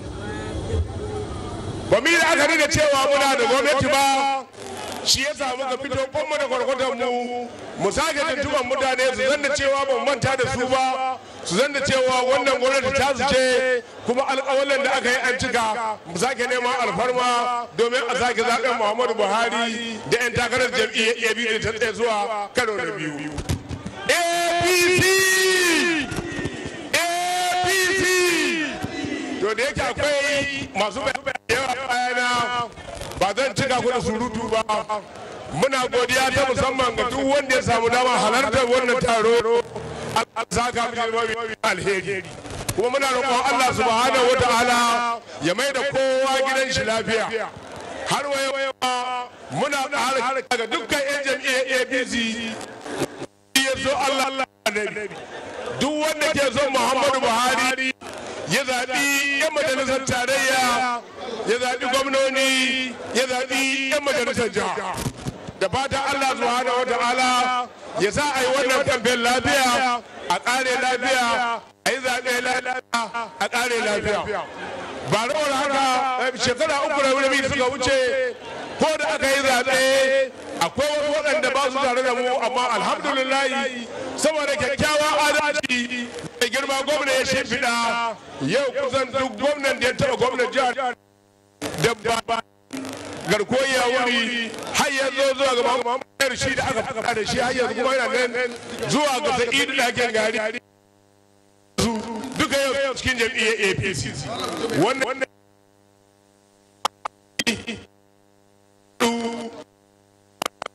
burin kowa ya shi zance ciyar da jihar Kebbi gaba domin jama'a jihar su samu walwala, abubuwan more rayuwa da ba a yi da samu ba a tabbatar cewa an same su.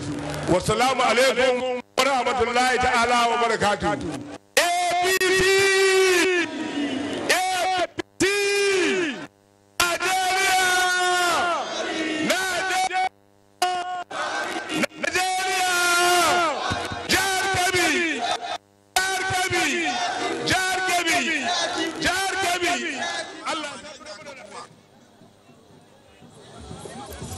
The leadership of the All Progressive Party in Kebbi State so far has done marvelously in almost all aspects of development.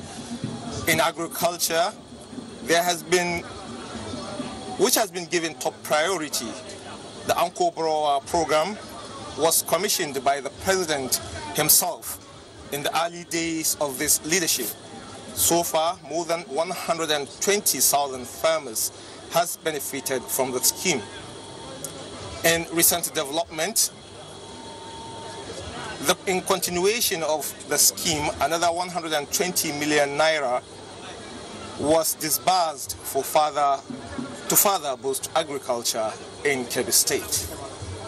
On health issues, there has been so much that include an outreach program, rehabilitation, and provision of medical services. Balasani Kangiwa, domin ya ci gaba da bayani, amma kamin sannan DJ ka sa muna waƙan nan da minista ka so na shari'a nan ba gudu alheri ne a sa shi mu dan tattaka. DJ kuma don Allah waƙa don Allah duk wani ka kauna Allah da bari ya taba ya hora don Allah a taba.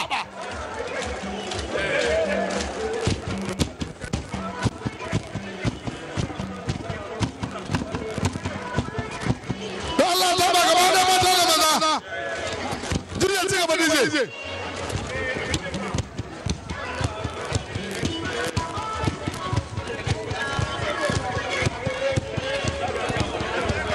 dan tattaka mana ku dan tattaka ko ne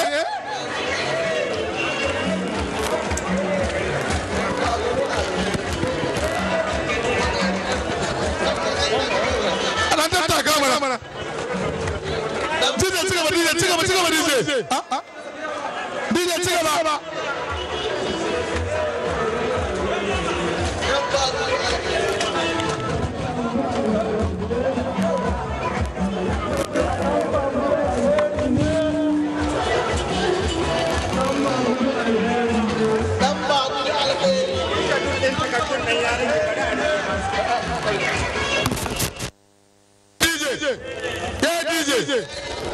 DJ to kuma ka zama ba gama ba kai DJ akwai wata waka da mai girma shi ko mai girma ga wani kaso ita ko ta baban mu gaba ɗaya jama'a dan sa ta mutiya dan samu ta mutiya baban mu hari sa mutiya ko hari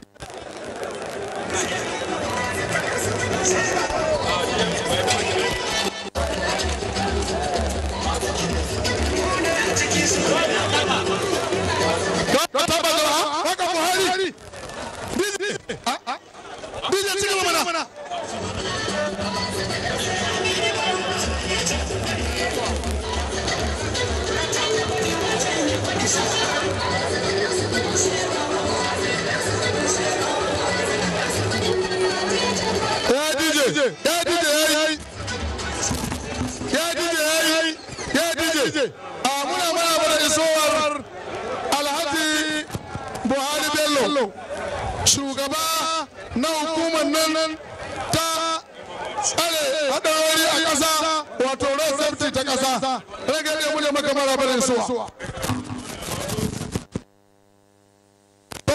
ina DJ akwai kamakon canji na Buhari ita alburdan mu yanzu siyasa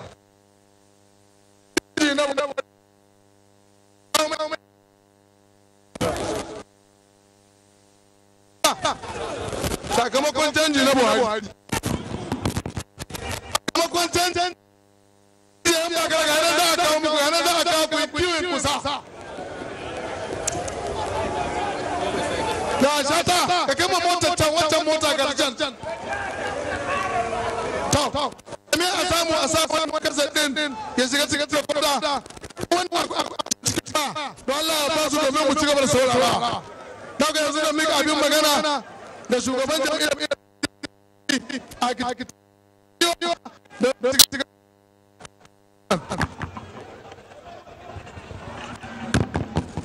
أعوذ بالله من الشيطان الرجيم بسم الله الرحمن الرحيم APC APC APC Nigeria Nigeria Nigeria Jarki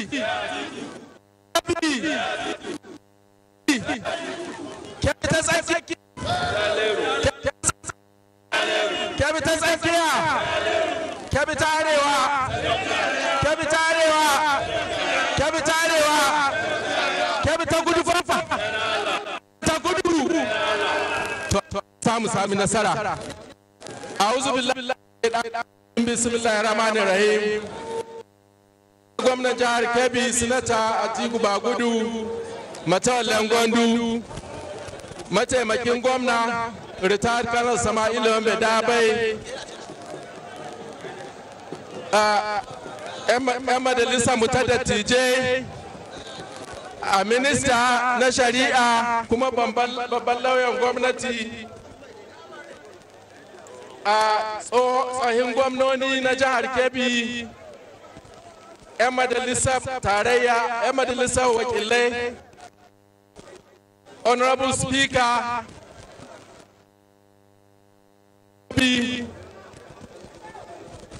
ministers da suke nan tare da mu dattawanmu na fate irin su retired general Magoro former APC chairman a barista a Tahir Macido kwamishinoni da masu ba gwamna shawara, shugabannin siyasa na jiha da na ƙananan hukumomi, shugabannin mulki na ƙananan hukumomi, shugabannin siyasa na ward, 'yan jarida, jami'an tsaro, jama'a maza da mata. Ai haƙuri, abin na da yawa, duk wanda bai jira ambace shi ba, muna dai mai maraba da zuwa wannan wurin. Ina mai nuna jin daɗi na da farin ciki da wannan rana mai kamar ta yau da muka gayyace ku domin ƙaddamar da kamfen ɗinmu na fara neman kuri'u da gare ku na shugaban ƙasa Muhammadu Buhari da gwamnanmu Sinata Atiku Bagudu da sinatocinmu da 'yan majalisunmu na tarayya da 'yan majalisunmu na jihohi na jiha. Mun ji daɗi da jama'a suka ansa kira daga ko'ina jihar Kebbi suka iso wannan wurin. Wannan ya nuna goyon bayan da jam'iyyar APC take da shi da kuma shugabanninmu daga shugaban ƙasa Muhammadu Buhari zuwa ga gwamnan Sinata Atiku Bagudu. Kafin mu zo nan wurin sai da muka bi fada muka yi gaisuwa muka nemi mai martaba ya albarkaci wannan taron namu, kuma Allah ya sa ya albarkaci taron, kuma a lokaci yake gaya mana irin abin da tarbon shugaban ƙasa Muhammadu ya ce Muhammadu jan shi yake ha cikin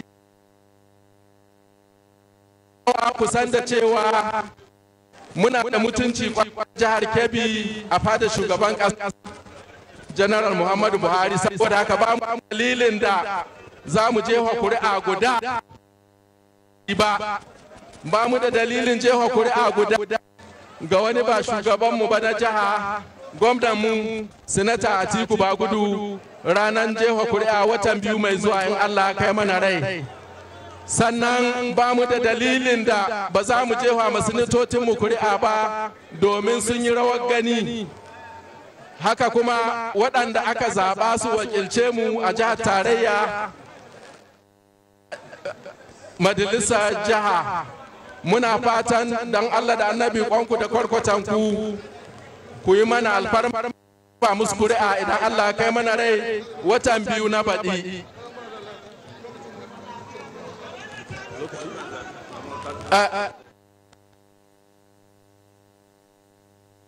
Duk yadda kuke son ba ku ya jefa mashi kuri'a sai kuna da katin jefa kuri'a. Saboda haka dan Allah wanda karfi katin shi ba na ma'aikatar zaɓe ya je ya amsa abinda ake kira da turanci PPC, wato katin dindindin na jefa kuri'a. Idan mutum yana son APC, yana son Baba Buhari, ɗaure 'yan takararmu, to ya yi ƙoƙari ya tabbatar da ya je ya karɓo kaka, domin sai da ita ake zuwa a tantance ka je. Jama'a, kamar yadda na faɗa, gwamnatocin nan namu da na tarayya da na jiha mu koma zaben su dawo su ci gaba da wayannan ayyuka. Da yawan ku kun san ayyukan gwamnatin jihar Kebbi. Mu zo nan sai da muka bi aka kaddamar da wasu nan cikin garin Argungu ke. Ta rikon Argungu, balle ma sauran sashi nan. Akwai ayyukan da ke son mu koma Buhari domin a yi ababu shirya dogo da ake yi, wato jirgin ƙasa da ana na wasu, to yana nan yana da ni kowace jiha ta tarayya sai dogo. To idan kuna son waɗannan ayyuka dan Allah dan annabi watan biyu in Allah kai mu na baɗi a hito a jefa Baba Buhari kuri'a, a jefa wa Atiku Bagudu kuri'a, a jefa sannan a lura cewa in kana son Baba Buhari ka jefa mai kuri'a to ka bi kuma ka jefa ma 'yan majalisa waɗanda zai aiki da su domin shi kadai baka zaɓi 'yan mai baya to ai zai to haka yake kuwa shi ma gwamnan mu 'yan majalisa jiha domin mu tabbatar APC su goyawa sinata kamata. To jama'a da yake akwai masu magana da yawa waɗanda za su zo wannan damar in sanar da ku da cewa alhamdulillahi mun yi wani babban kamu. Yau akwai wani tsohon minista jagora ne kwarai da gaske na jam'iyyar PDP, sannan shi ne ma'aji na ƙasa. Allah ya sa ya lura da tafiyan nan ta Baba Buhari da Atiku Bagudu, ya ga adalcin da a ciki da ayyukan da ya ce mana ya yi shawarar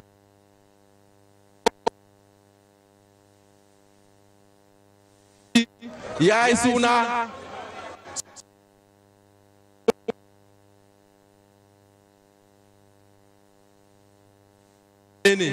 shi ne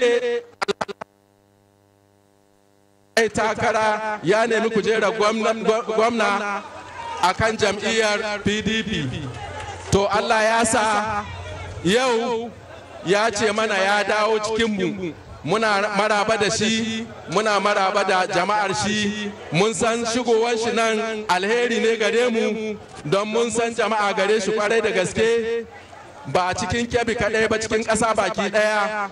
Bayan kuri'ar da zai samo ma Sinata Atiku Bagudu da sauran 'yan majalisar wannan jihar Kebbi, mun san zai saman ma Baba Buhari kuri'a ba cikin jihar Kebbi kaɗai ba, duk jihohin Najeriya yana da amintaccen mutane.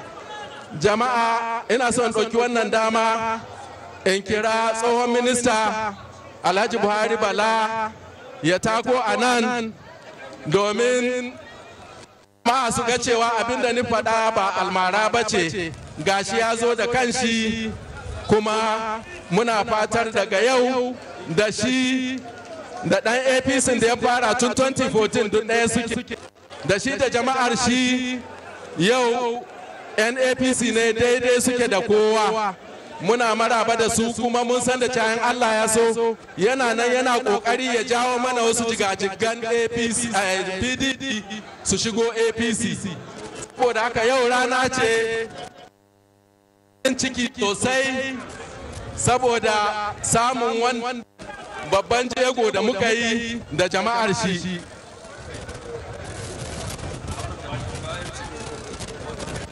DJ ka sa dan Bagudu alai DJ muna gudu. Jama'a da Allah taba ya daidai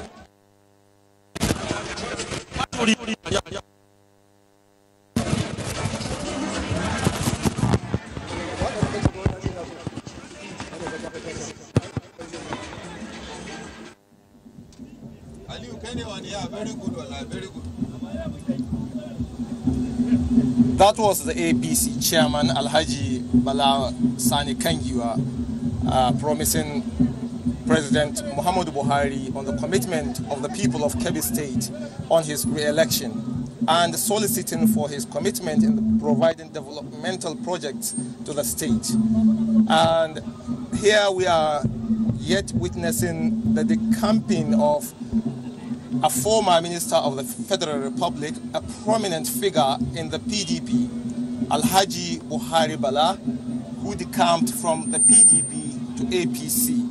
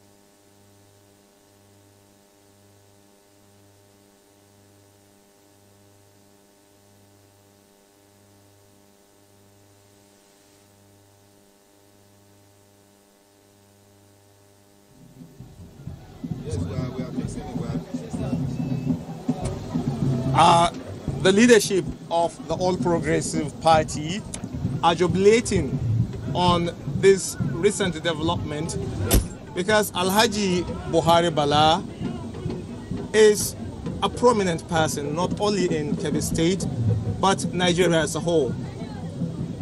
His movement from the People's Democratic Party to APC in Kebbi State is going to give a boost to this recent transition.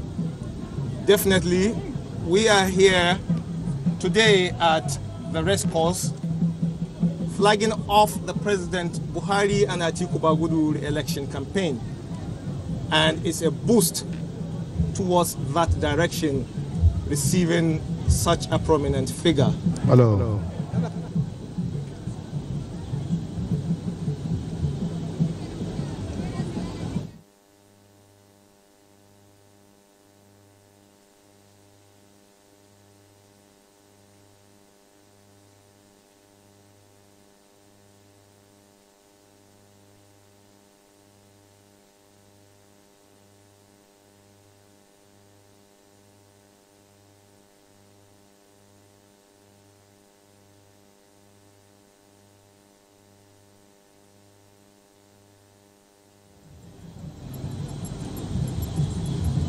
As I told you earlier, the leadership of All Progressive Party in Kebbi State, which is led by His Excellency Alhaji Atiku Bagudu, has done marvelously in all aspects of it.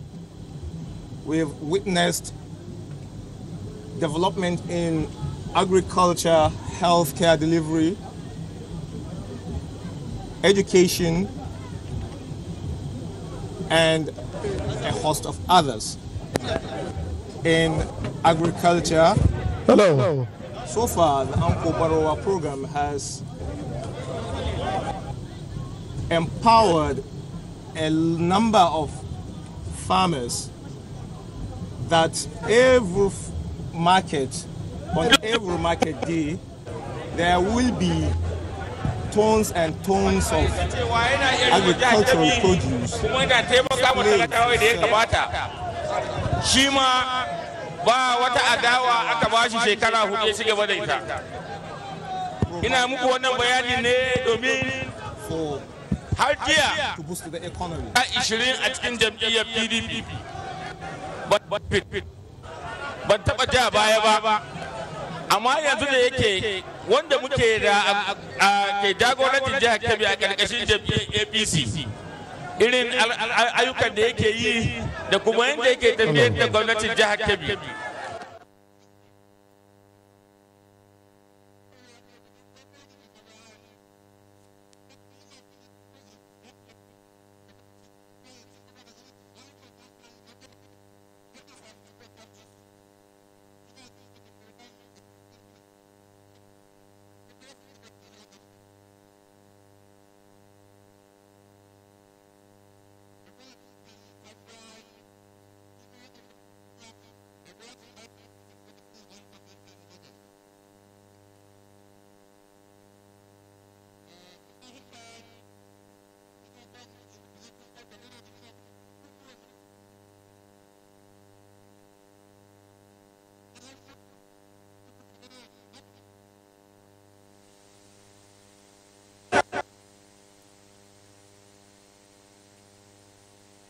Wato ale 1,100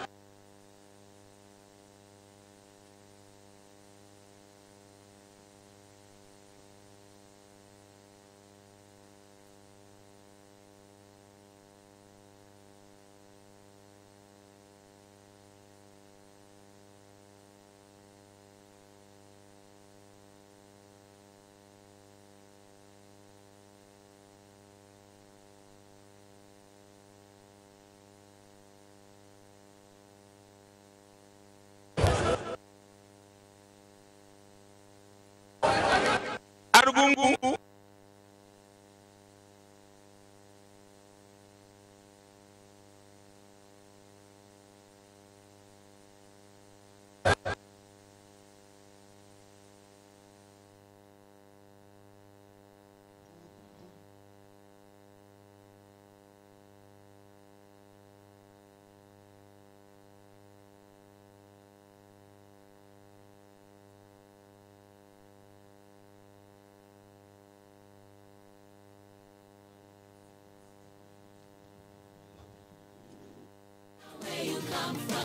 matter your religion, we are one. Let's live together.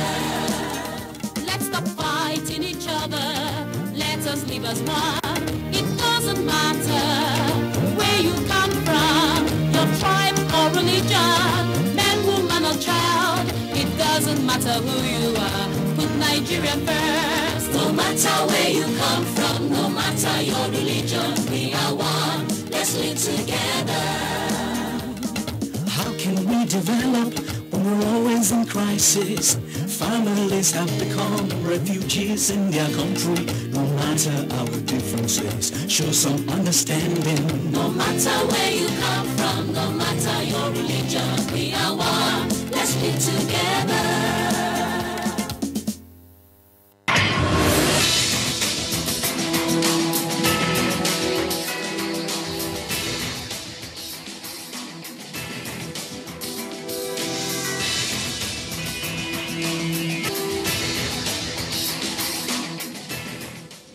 Imagine a station where you access information. Think of a station that creates awareness for national development. Imagine a station that prepares you for a bright and greater future. A station for all ages.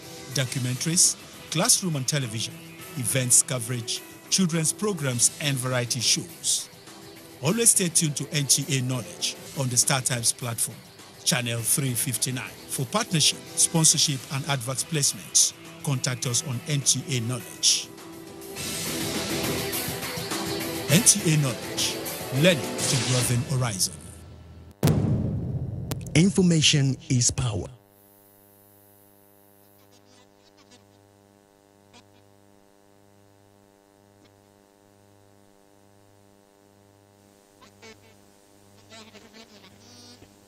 Alhamdulillahi Rabbil Alameen, Ar-Rahmanir Rahim, Malik Yawmiddin, Iyyaka na'budu wa iyyaka nasta'in, Iyyaka na'budu wa iyyaka nasta'in, Iyyaka na'budu wa iyyaka nasta'in. اهدنا الصراط المستقيم صراط الذين أنعمت عليهم غير المغضوب عليهم ولا الضالين سبحان ربك رب العزة عما يصفون وسلام على المرسلين والحمد لله رب العالمين. APC APC APC Changi Alhamdulillah. DJ, dan ba gudu alheri ne DJ, dan ba gudu alheri ne.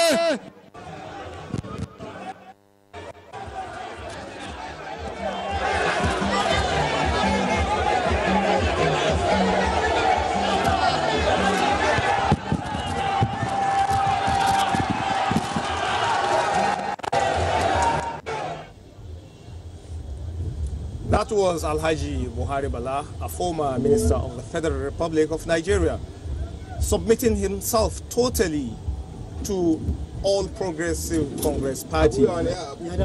It's a jubilation.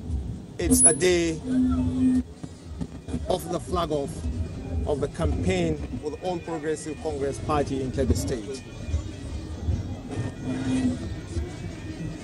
Jama'a don Allah sauka kasa don girma Allah, saboda za mu kira masu maganganu na gaba kuma lokaci yana tafiya.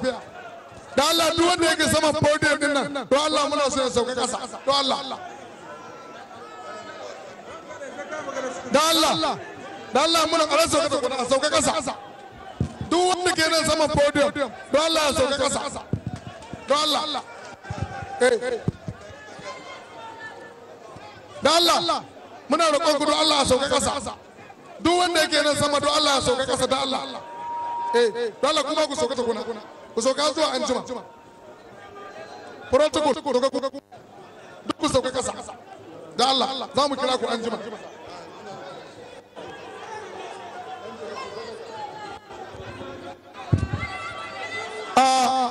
Security, please, security agencies, please clear this place. The place is not too congested. Please clear the place. Security agencies, please.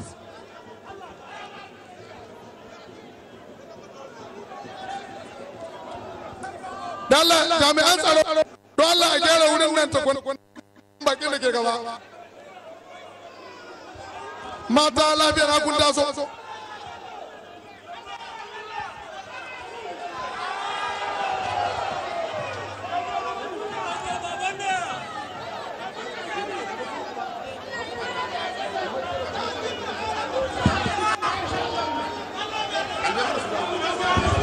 Da Allah muna so a bamu wannan wurin da Allah.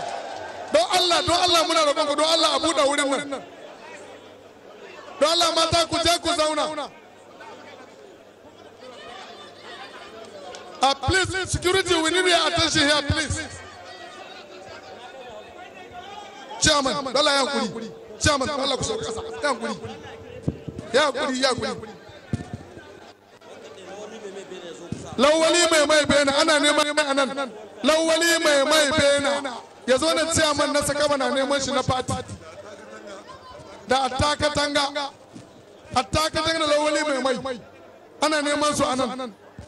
So, Your Excellency, yanzu kuma za mu ɗauki wannan dama mu kira Honorable Commissioner na ma'aikatar ayyuka ɗan Galadima Atiku Bunu ya zo nan domin ya yi jawabi a madadin kwamishinoni na jihar Kebbi.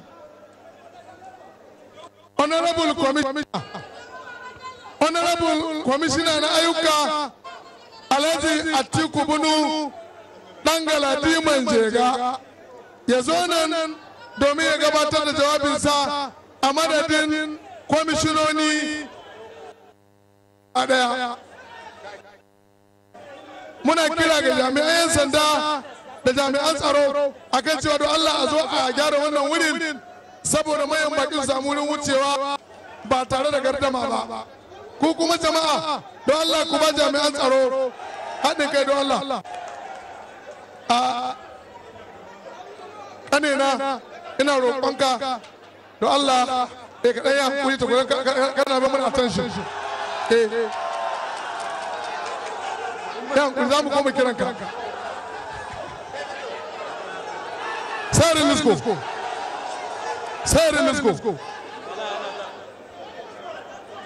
DJ, ka sa mana ɗan bakun alheri ne kamin ɗan Galadima Atiku Bunu ya jawabi. DJ.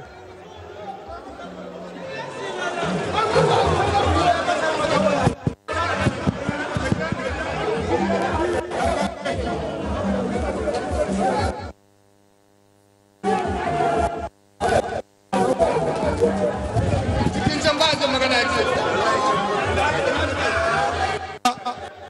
Da Allah ina abu injiniya ya zo nan saboda na'urorin da ke magana can ba a jin sauti sosai. Abu injiniya ko kuma dan wali aleru. Abu injiniya ko dan wali aleru. Honorable Commissioner, bismillah.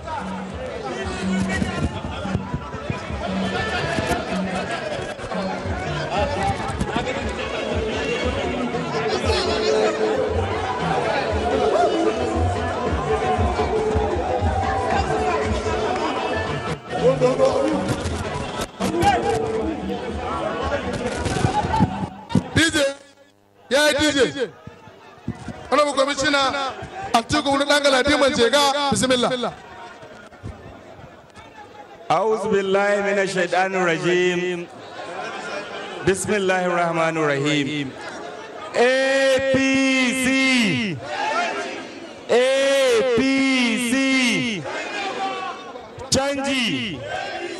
canji Najeriya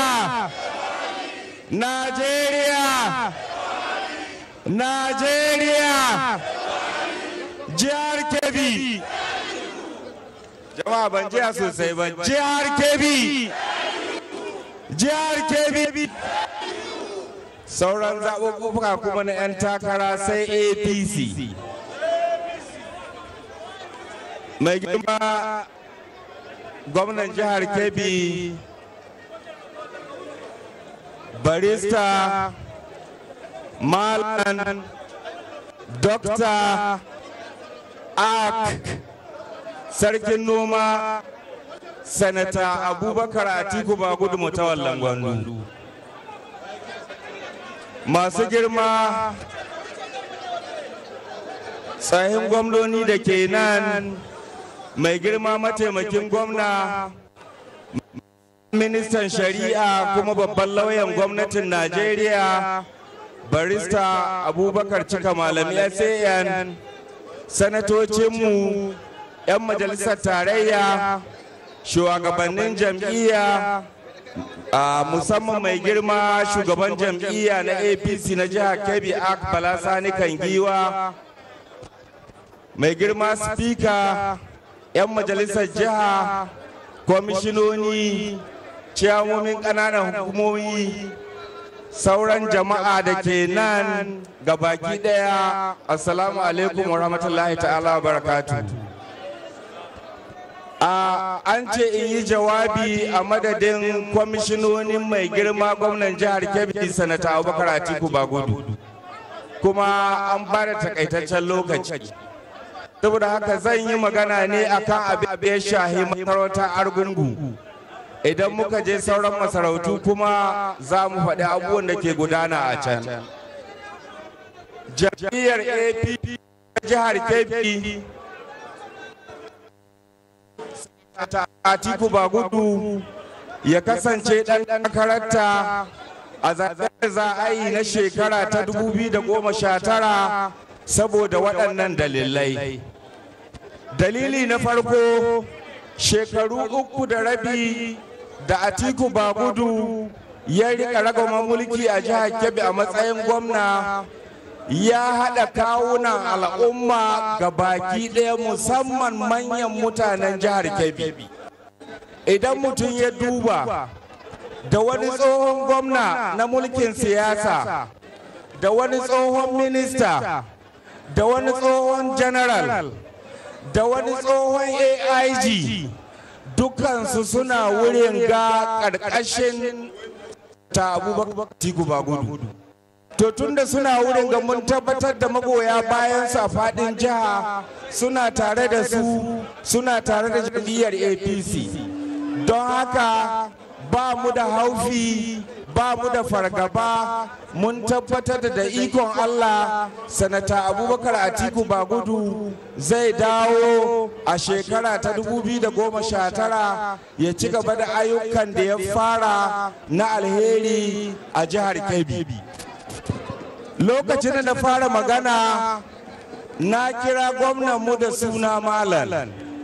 Me yasa na kira shi haka?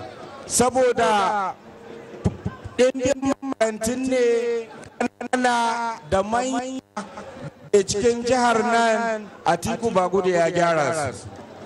Bayan ya yi karatu babu. To Atiku Bagudu ya gyara makarantun nan don haka wanda duk ya gyara makaranta wani iri ne shi, malami ne. Na kira sanata Abubakar Atiku Bagudu me yasa? Wane ne barista? Barista ne lauya. Ƙiƙa Abubakar Atiku Bagudu ƙwararren lauya ne. Shekara 3 da rabi da birnin kai da Sokoto da Abuja babu kotun da ba a tsuguna da sanata Abubakar Atiku Bagudu ta hanyar ƙara ba. A yau cikin ikon Allah duk shari'u Allah ya ba sanata Abubakar Atiku Bagudu ikon kawar da su da nasara nan da suka kai waɗannan ƙarori. Don Atiku Bagudu zama cikakken barista. Na kira sanata Abubakar Atiku a matsayin architect. Wane ne architect? Architect shine mai zane kuma ya tabbatar da zanen nan da ya yi na gina an yi shi kamar da ya yi shi bisa ka'idodi. Sanata Abubakar Atiku Bagudu a nan cikin garin Argungu ya gyara asibitin Argungu, gina ce. A nan cikin garin Argungu sanata Abubakar Atiku Bagudu ya gyara College of Education ta Argungu. An yi ɗakunan kwana na yara 'yan mata da yara maza. An gyara makarantun ne daban-daban a ƙananan hukumomi da suke cikin wannan masarautar Argungu. Don haka sanata Abubakar Atiku Bagudu ya zama ƙwararren mai zane. Sanata Abubakar Atiku Bagudu a wannan masarauta ta Argungu yau din nan ya bude wani babban aiki amince da a yi kuma aka yi aka kammala shine aikin hanya da magudanar ruwa da kwalbati a shiyar baraya a nan cikin Argungu. Sanata Abubakar Atiku Bagudu ya shirya aiki ana nan ana yi kuma an yi kusan kammalawa daga Bayawa zuwa Bubuce. Duk wanda a masarautar Kabe ya tabbatar da wannan. Sanata Abubakar Atiku Bagudu ya ba da aiki na hanya daga Tago zuwa Yaldu a cikin masarautar Argungu kuma an kammala wannan aiki. Kuma ba abin sanata Atiku Abubakar Bagudu bashi. Sanata Abubakar Atiku Bagudu ya ba da aiki daga Lema zuwa Kare zuwa Yaldu. Ana gudanar da wannan aikin kuma aikin ya yi nisa ya kai kaso mai yawa. Sanata Abubakar Atiku Bagudu lokacin da ya soma aiki a matsayin gwamna ya gyara wata babbar kwalbati a cikin garin Kangiwa. Sanata Abubakar Atiku Bagudu ya ba da aikin hanya daga Kamba zuwa Dole Kaina kuma an yi wannan aiki an kammala kuma an biya. Har ilawa yau Sanata Abubakar Atiku Bagudu ya ba da aiki daga Dole Kaina zuwa Buma zuwa Rafin Tsaka. Ana nan ana wannan aiki ba dare ba rana.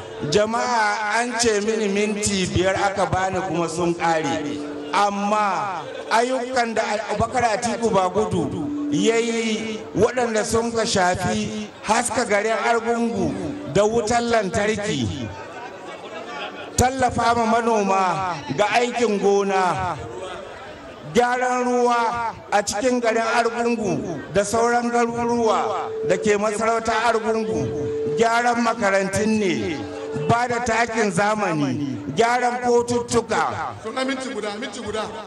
gyaran kotuttuka, ba da tallafi na naira 10,000 ga mutane 300 a kowace karamar ke masarautar Argungu. Duk uwayen ƙasa waɗanda ke cikin masarautar Argungu, Atiku Bagudu ya ba su kuɗi naira miliyan 3 su sayi motoci don gudanar da aiki. Sanata Abubakar Atiku Bagudu a yau ɗin nan ya ba duka hakimai cikin masarautar Argungu kuɗi naira 200,000 su sayi babura.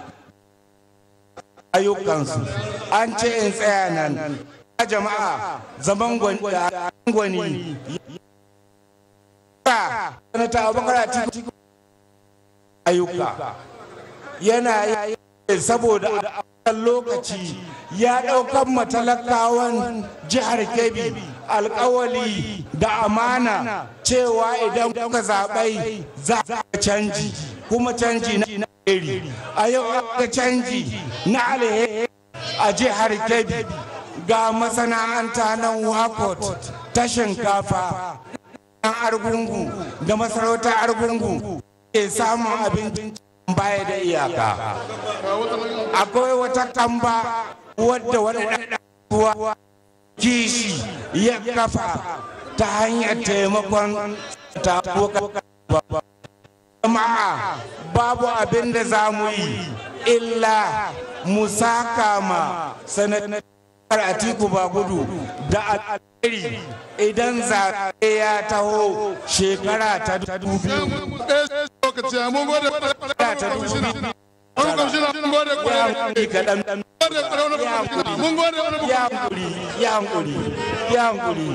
wannan kwamishina lokaci ya yi mun gode kwarai Allah ya saka da alheri idan mun ce za mu ɗauka Atiku ba gudu muna kai zuwa he ba mu gama ba your excellency mun gode kwarai wannan kwamishina na duka DJ dan ba gudu alheri ne ga mai sauka saboda.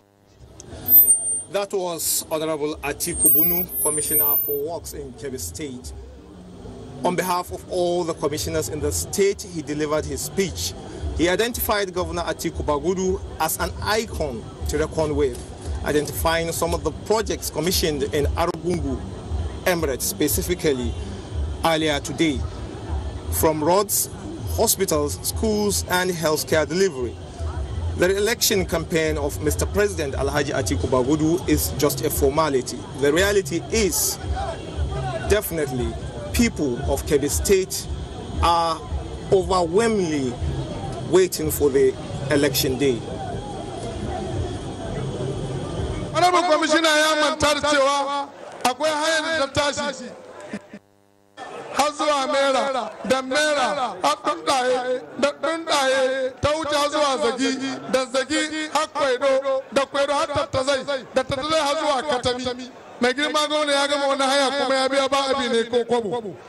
APC yanzu kuma mai jawabi na gaba shine shugaban majalisar dokoki ta jihar Kebbi wato honorable speaker namu na jihar Kebbi kuma sarkin zabarmawan Kebbi gaba dai honorable speaker na jihar Kebbi Sama'ila Abdulmumin Kamba. Honorable speaker shi zai gabatar da jawabinsa. DJ ka samu na masu gudu su gudu ko kuma sai Baba Buhari. Akwai Alhaji akwai sunan APC secretary Alhaji Tukur Gusau mun mai maraba da isuwa. Akwai sunan youth leader na North West Honorable Abubakar Sadiq Fakai. Dukkan su mun musu maraba da isuwa a wannan wuri domin ganin cewa wato an yi wannan buki lafiya kuma an ƙara shi lafiya.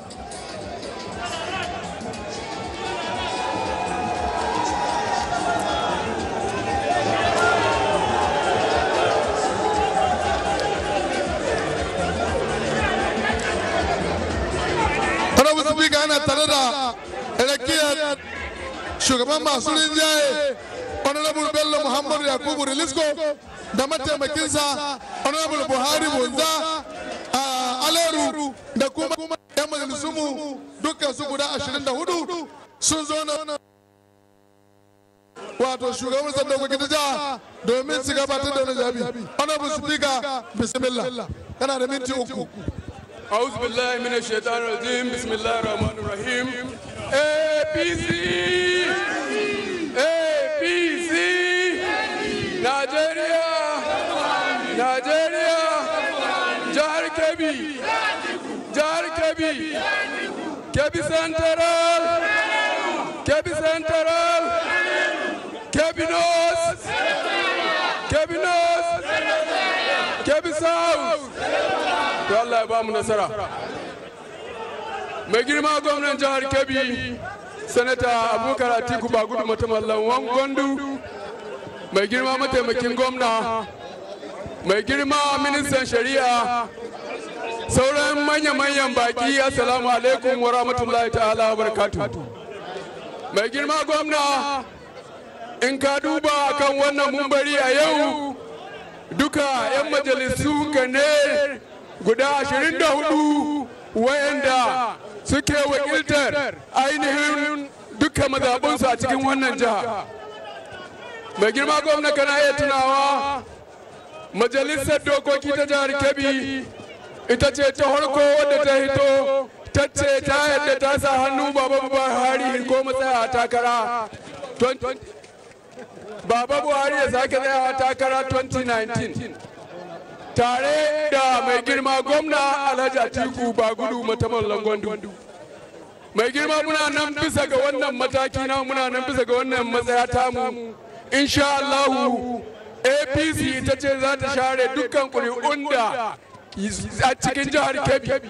Kuma duka wayannan mutanen insha Allah su ne za su sake dawowa don su maimaita.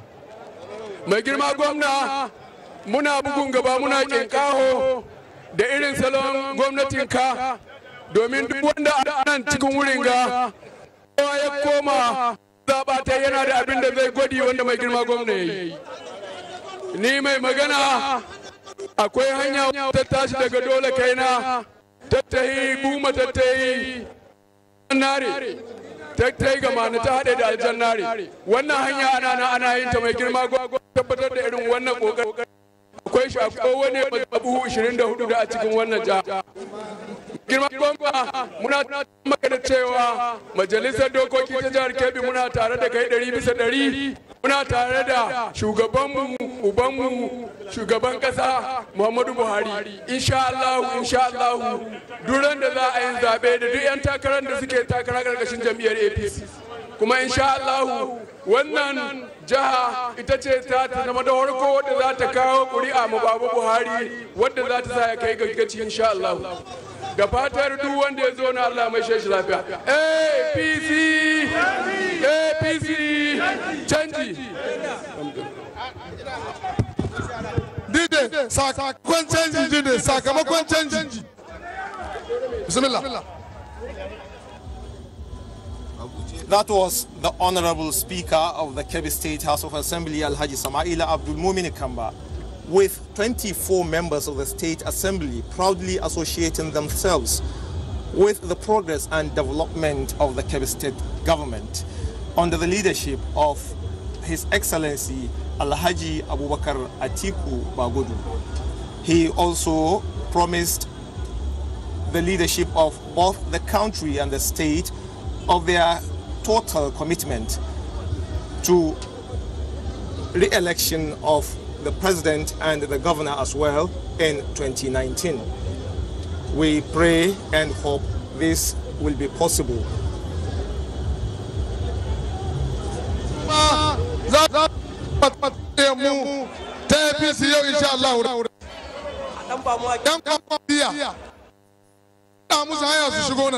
Mai girma na jam'iyyar APC dole ya sama yanzu chairman na jam'iyyar APC Architect Bala Sani wa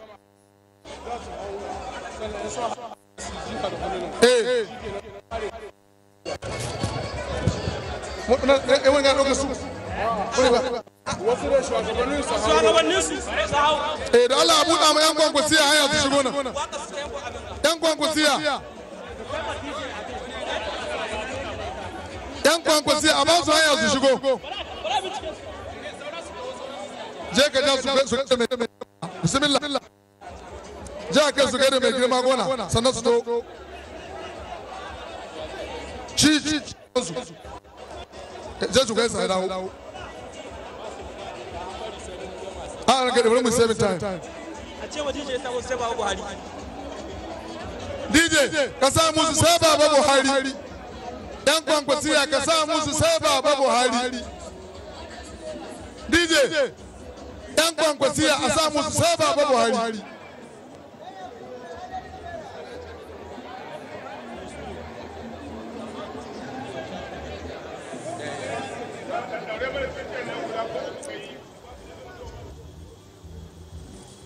We are now about to witness members of Konkwasia Kebbi State, the campaign to All Progressive Congress Party, APC.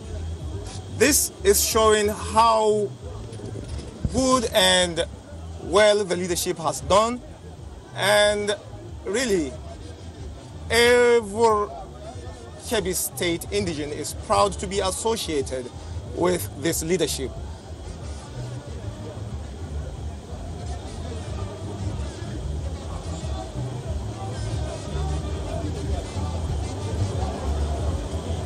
ga mu garin Argungu muna jijjiga ƙasa to ga ƴan kwankwasiya jan suna kaɗi da hular ɗan kwali gaba ɗaya wannan jan hulai dukkan ta gaba ɗaya sun yi watsi da ita ƴan kwankwasiya sun yi watsi da hullar nan wato wadda alamar danja Allah ka raba mu da danja sun rike tsintsiya sun yi kaɗi da danja. The Konkwasia group here, as you can see, is accepting broom, which is a symbol of the All Progressive Congress Party, and doing away with their red caps and veils. We are really proud of this leadership. Ya isa, ya yi nan, ya yi ‘yan gwagwasiya. Gaba ɗaya yau duniya tana hannunku cewa daga yau kun aje hulluna jajjaye kun komo a cikin jam'iyyar mu ta APC. Saboda haka yanzu zan mika abin magana ga chairman na APC domin ya gabi shugabannin su amma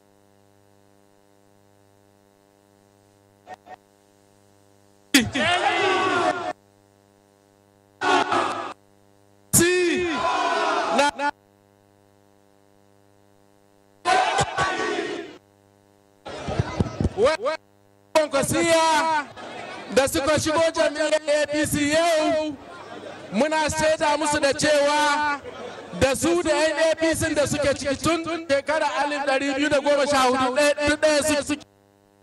Ina kira ga yan jami'ar APC duk inda suke da su karbi wayannan nan uwanmu da suka shigo. Da 14 muna muku maraba da zuwa, muna tabbatar muku da cewa da gwamnati jihar Kebbi kewa yan APC kuma za a yi muku shi. Mun gode, Allah ya saka muku da alheri. Yanzu kuma za mu yi abin magana ga jagoransu shine Alhaji Abdullahi Nailuwa domin ya yi bayani a madadinsu na makasudinsu da koma cikin wannan jam'iyya a tsawon na minti 2. Honorable Abdullahi, bismillah.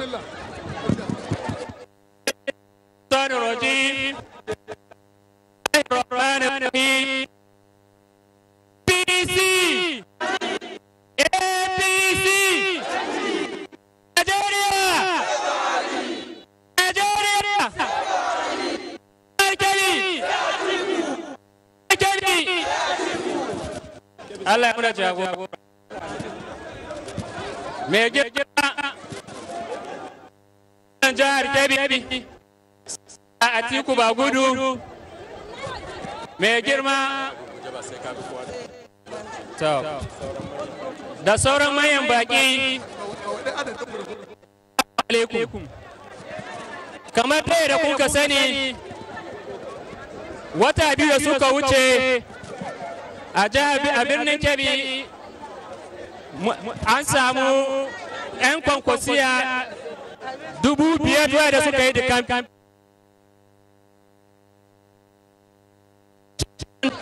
Na yi bayani ce nan zuwa Allah cika wannan mun samu kwankwasiya a garin Argungu.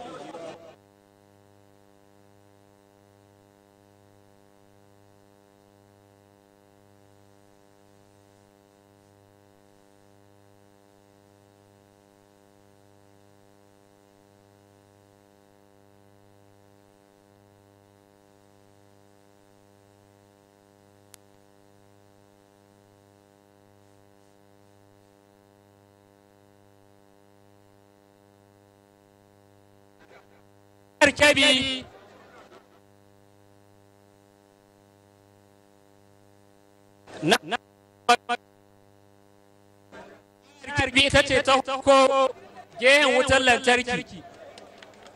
Wannan ko mina yake Allah ya san haka ne. Abu na uku education ko kasancewa Kebbi ta yi kokari sosai wurin renovating din makarantun yi.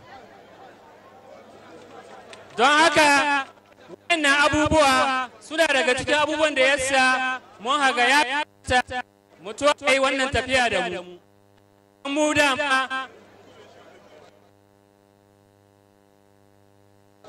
gara cewa Muhammadu Buhari da gwamnati ku ba gudu komi suke yi suna sa talaka farko don haka da ni da jama'ata mu yi mubaya'a mun dawo APC kuma insha Allah za mu ba da irin tamu gudunmuwa kamar da ni bayani a baya na ce za mu ba da gudunmuwa gehen voters education wanda yawancin mutanenmu kabawa da arawa da fulani yawancinsu wanda aka karkara ba sai da ake zaɓe ba wasu sun ɗauka cewa za a sa hoton general buhari ne da sanata atiku abubakar wanda yake ba haka ba ne to shi mun shirya wannan zagaye kuma 18